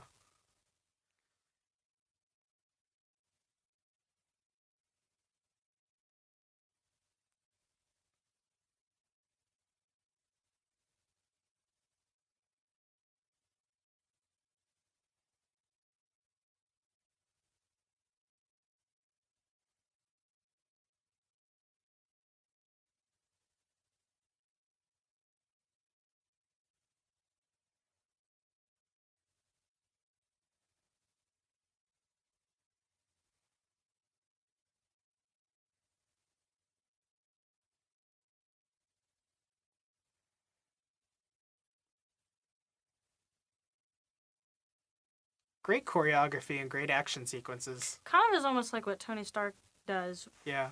when he's going back and he's shooting them, because I know there's a scene where he's on his back Yeah. and then the thrusters just push him back. Mm-hmm. Ew.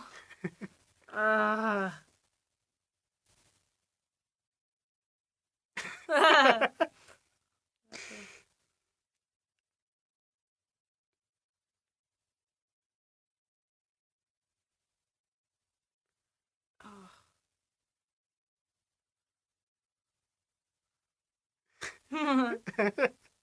Drax smiles and nods. This reminds me a little bit of when Hulk throws Loki around. In the Yes. first Avengers movie, yeah. Yes.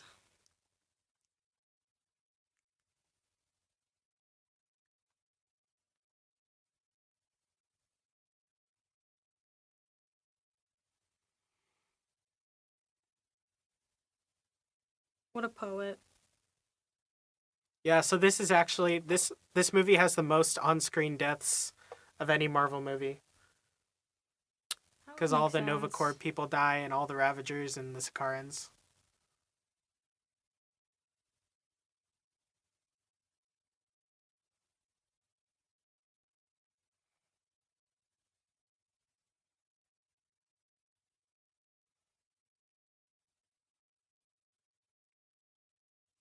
Yeah, the Nova Corps kind of blows up. Not kind of blow up, they do blow up. They literally disintegrate. Yeah. Like poor Nova Corps, because this happens to them, they lose basically their entire fleet. They're gonna And need to then- like do a drafting. Yeah, and then Like, Thanos comes to get the Power Stone, and he like wipes out Xandar. sad day. Yeah.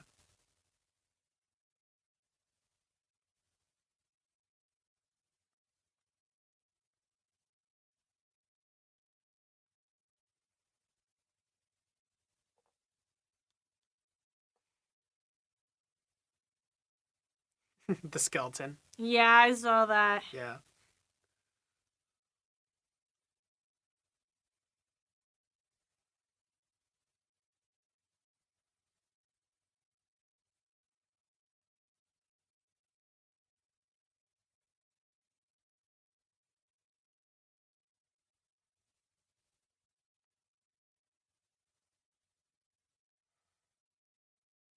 Takes the nub. Yeah.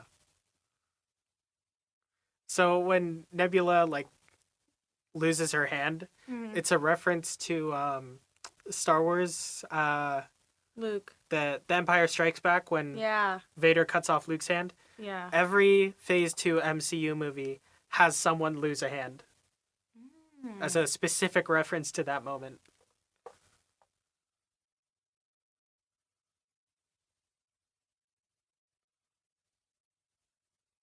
Does like absolutely nothing. Yeah.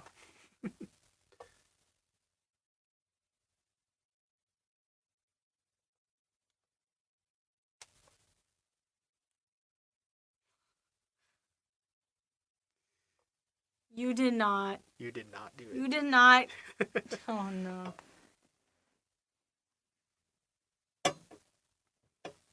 Meanwhile, the orb monks Yep. just doing their job.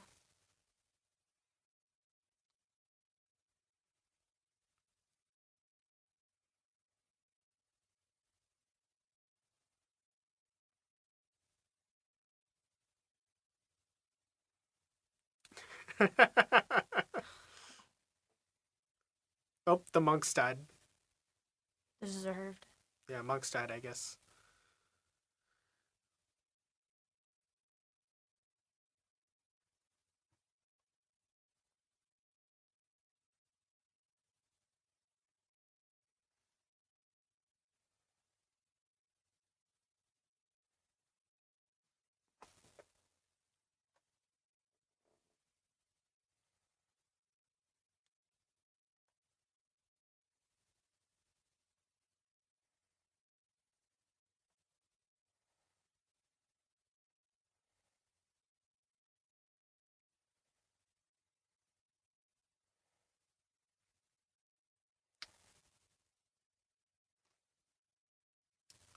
This is a really emotional moment when Groot does this.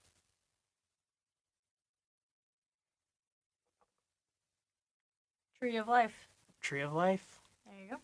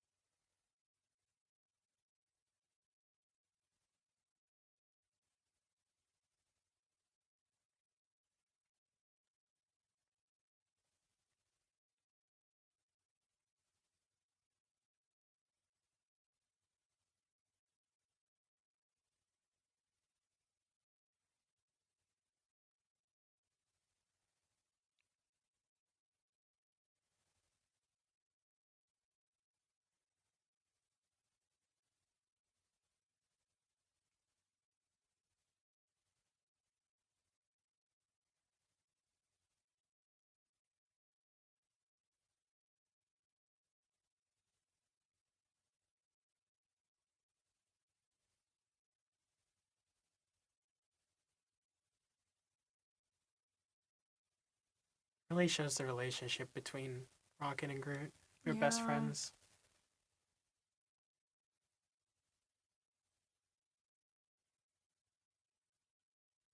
Family question mark? We are family? We are family.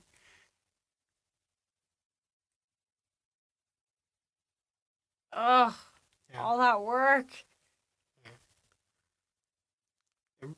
This movie really does a good job of giving each Guardian humility in their Oh, yeah. in their backstories. The right amount of emotion to put into each character. to like make Yeah. you To make you care about connect. them. Yeah. And connect with them and feel things for them. And I mean, they make you connect with a tree and a raccoon. Like that's some good filmmaking. That is hard to do. Yeah, that is hard to do. It's some good filmmaking.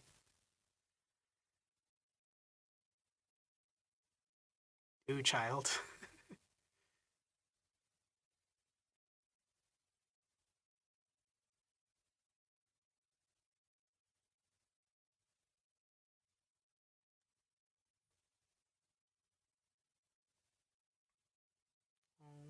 Rocket. We'll be okay, buddy. Just wait. The Broker. Like, so random. Yeah. What? The broker's back. Oh, no. Yeah. My thing, too, is why did a bunch of people walk over? Yeah.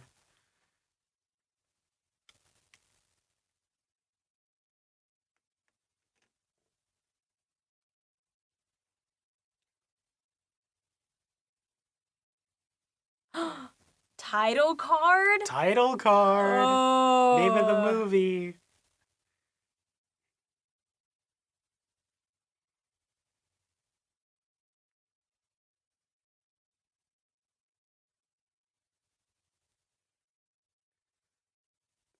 one of my favorite scenes in the whole movie.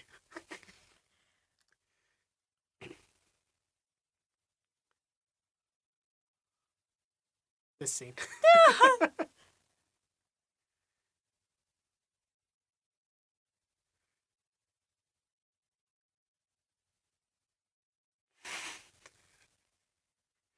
I wonder how people felt on set doing this, like Yeah. trying not to laugh. I feel like that would be the hardest thing. Yeah.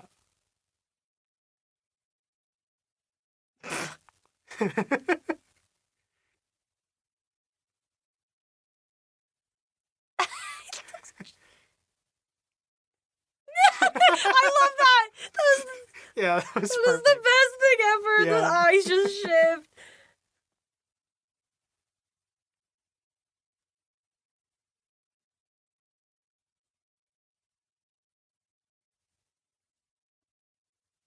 The slowest motion.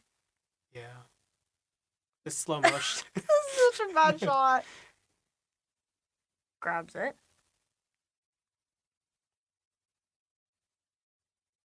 Somehow lives. Mhm.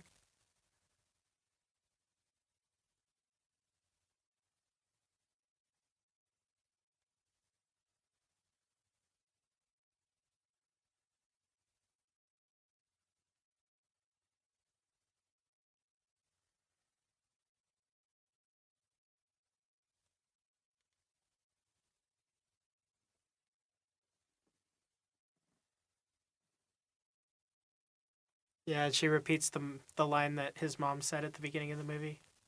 Correct. Family connection. Yeah.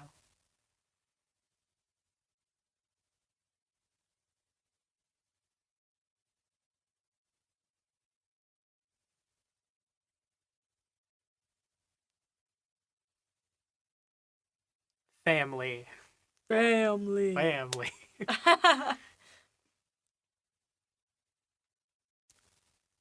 This is a really great shot of all of the Guardians coming together. Again, they do so good with like group shot work. Yeah.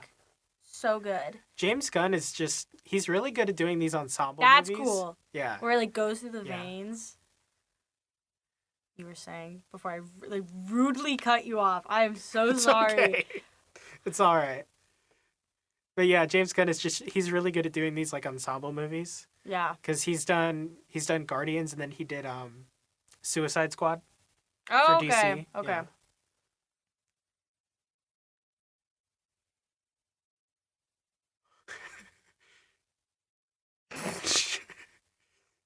Title card. Name drop. Name oh my drop. gosh.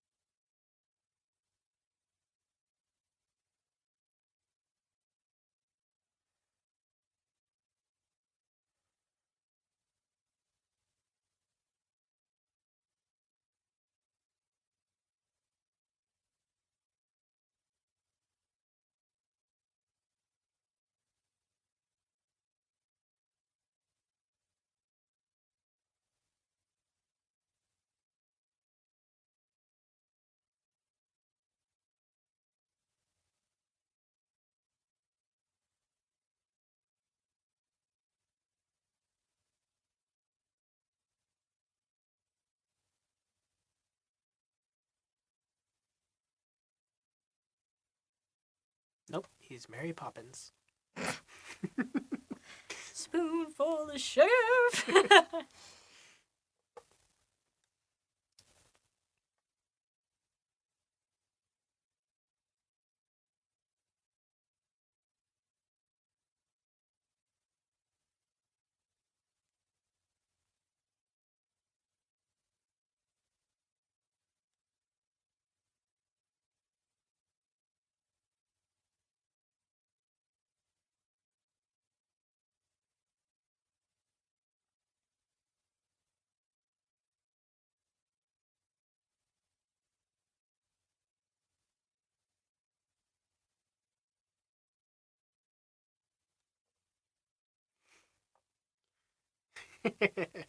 We actually get to see what would have happened if Peter did get delivered to his dad.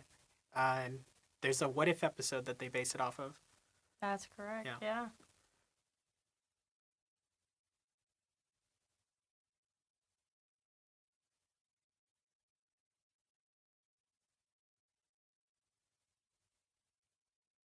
Their family. I thought she was gonna say it. And I was Oh, gonna be yeah, like yeah. family, but yeah, okay.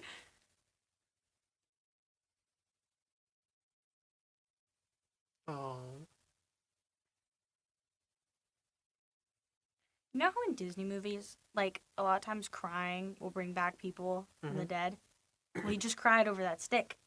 Yeah, So That's think true. about it. It could be how he came back to life. that's true.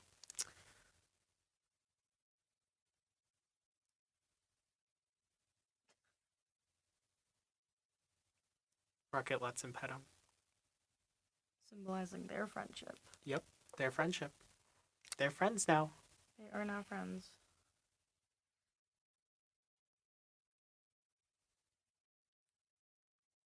Yeah, because that's what people look for. Yeah. You're a hybrid. Yeah. Oh, that was good.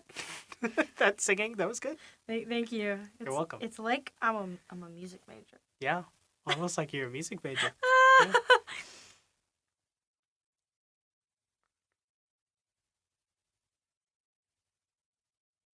I also like how they don't tell him what his dad really is. Yeah, They're just like, he's not human. he's something. Foreshadowing. Nova Prime? What about Amazon Prime? Amazon Jeff Prime. Bezos is really the Nova Corps president. Jeff Bezos. Jeff Bezos as the leader of the Nova Corps. I could see it.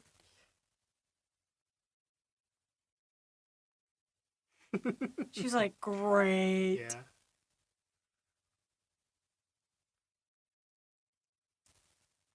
The Milano. Milano.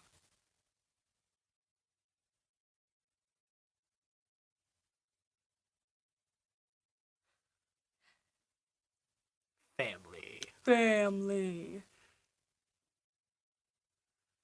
I wish we had a sound effect. Yeah. That was just that, so you could play it every Yeah, time. a clip of Of Vin Diesel Vin being Diesel like, saying family. Yeah.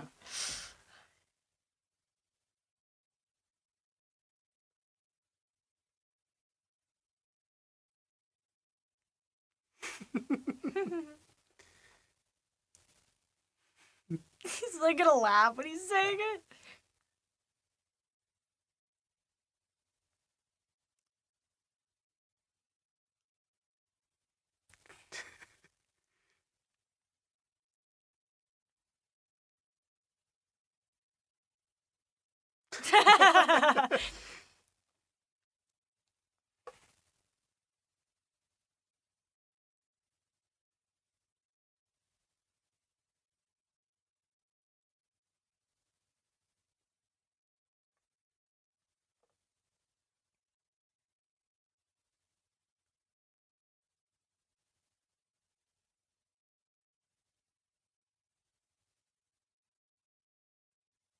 It's from his mom. No kidding. It's like she gave him the gift. Yeah. You know, I just spotted that little small detail that said from mom. That's so smart. You really have to zoom in there.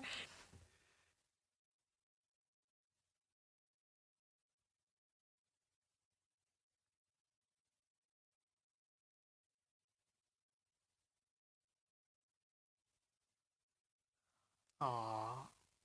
Oh! Why did I just notice this? You didn't notice that before? No! Whoa. That's so Yeah. sad! He got it from his mom. Dude, that's so cool. Yeah.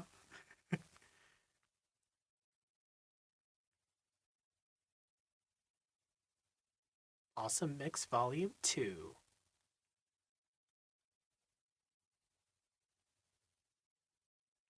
Ain't no mountain high enough. Ain't no mountain low.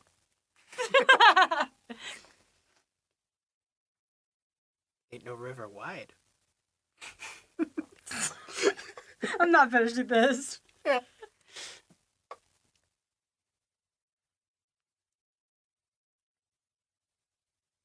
He's like, and I got a girlfriend out of this. Yeah. Sweet. She's just like Kevin Bacon. Oh. Except Kevin Bacon can dance. Yeah. See, I think Yondu, he suspects that something's wrong and that's why he opens it. Well, because Yeah. he knows that Peter is a The troll trickster. doll. The troll doll's back.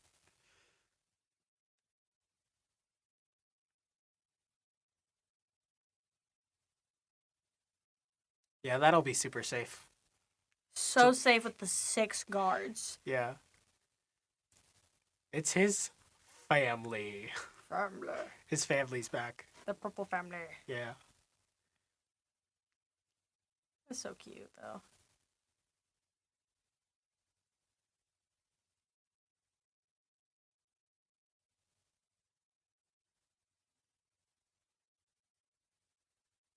Aw, they're friends. So I think James Gunn actually said that these are 2 different Groots, but Kevin Feige said that they're the same Groot, but also I think it's how you look at it.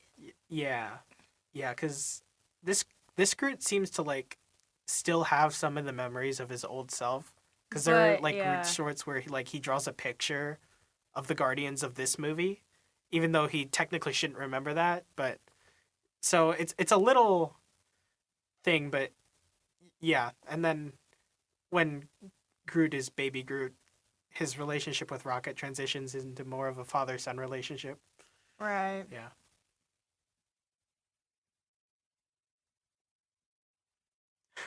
I love this scene.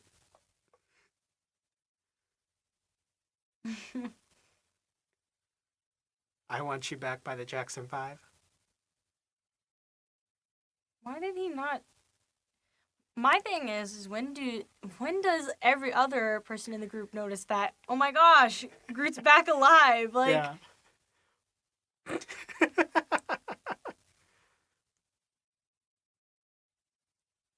mhm.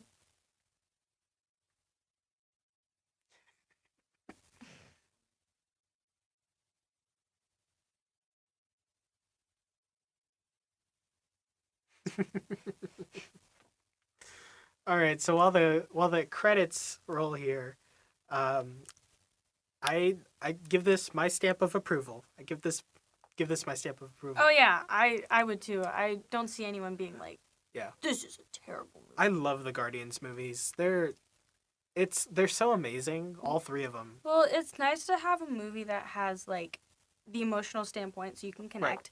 You have comedy, so you stay Mhm. engaged the entire time. There isn't a moment where it's like dull or whatever. And also like people like laughing. It makes you like be like, that's funny. And then also there's good music. Mhm. A movie with good music is more memorable. Oh yeah. It's got the right. I think you're absolutely right. It's got the right mix of emotion and the right mix of comedy. Yeah. And it makes it all come together in such a nice way, and the family aspect too. Everybody they're all this one giant family, and this one focused on his mother a lot and his relationship with his mother. Yeah. But yeah, I give it my stamp of approval. Yeah. And yeah. So while the credits are rolling, I'm just gonna go over some awards that this movie has won because it did win a lot of awards.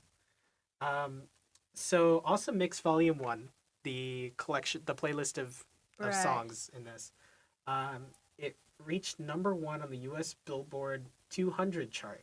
Wow. The first film soundtrack ever to do so without any original music. It was nominated for the 2015 Grammy Award for Best Soundtrack. Well, I remember like after it came out, everyone was really into the "If You Like Pina Colada" like that Yeah. song because it was Oh yeah, yeah, yeah, everyone was so into that song after it came out. yeah. Uh, Guardians of the Galaxy won 4 Saturn Awards for Best Comic Book to Film Release, Best Mm. Actor in a Film, Best Film Director, and Best Film Makeup. Yeah, the makeup for sure because if especially with like extraterrestrial creatures, there's a lot that goes into it. Yeah, it's like the makeup and the production design of all 3 movies. They're just it's so good. I It's mean, spot on. Yeah, Groot looks real, Rocket looks real, and that's really hard to do because they weren't like they weren't yeah, actual people. Yeah. yeah. And it's the the entire team who worked on this movie just did such a great job putting all of this together and all of the little tiny visual details and the makeup and everything. I think Guardians 3 was even nominated for an Oscar for I think it was visual effects. It might have been. But yeah, Probably. these are these films, they do such a good job. Oh yeah. Let me pull up the rest of the awards.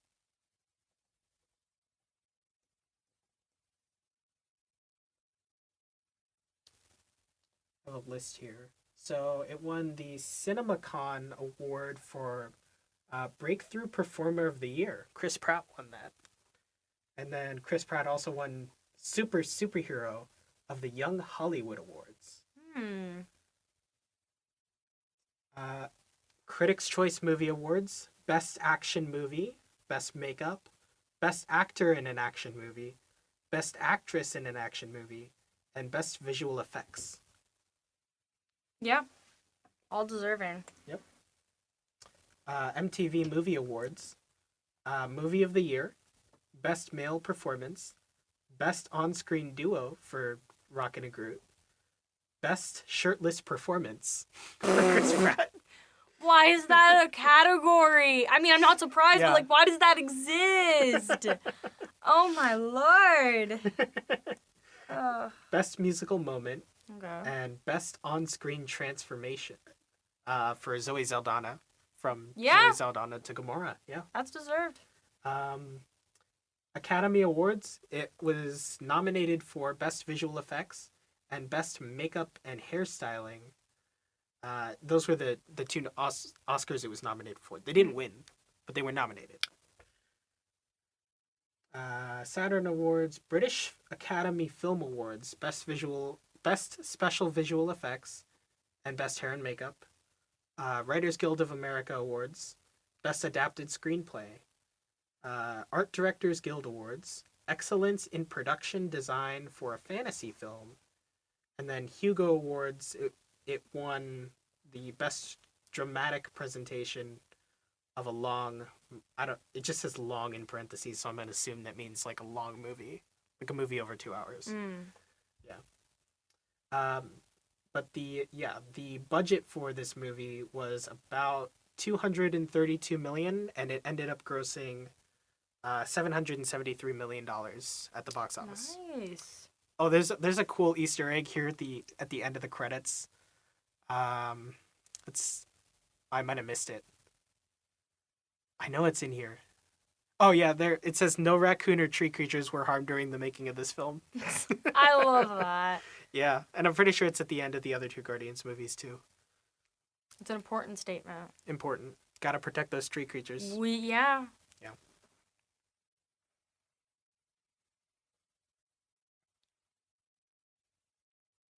Got the post-credit scene. The collector. Cosmo. He's played by Fred the dog.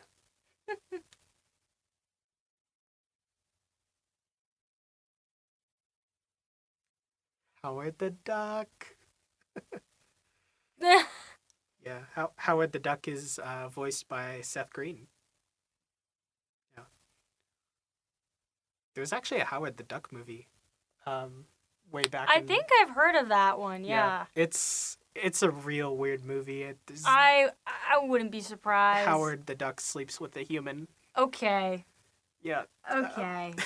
I'm done. It exists. Why? Not the same version of Howard the Duck. People's imagination needs to not. No. This version of Howard the Duck is a lot better. But yeah, so that brings us to the ends of the film. I hope you guys have enjoyed listening to the two of us. The two of us talk about everything. But yeah, I mean, we're gonna see if we can do volume 2 and volume 3, but we'll have to see how much time we have before things wrap up here at the end of the school year. But yeah, I hope you guys have enjoyed listening to the two of us talk about Guardians of the Galaxy, and stay tuned for something that may or may not be there in the future. I won't make a concrete promise this time, because the last time I made a promise like that, That's fair. I was not able to fulfill the But promise. again, it wasn't your fault. It wasn't my fault. It broke, and they wouldn't fix it, even though they told me that they were gonna fix it. But yeah, have a great day or a great night or wherever you are. If you're watching this in the airport, I hope you have a good flight. Or if you're watching this at your mom's house in the basement, hope you have a good night at your mom's house. Remember, family is important.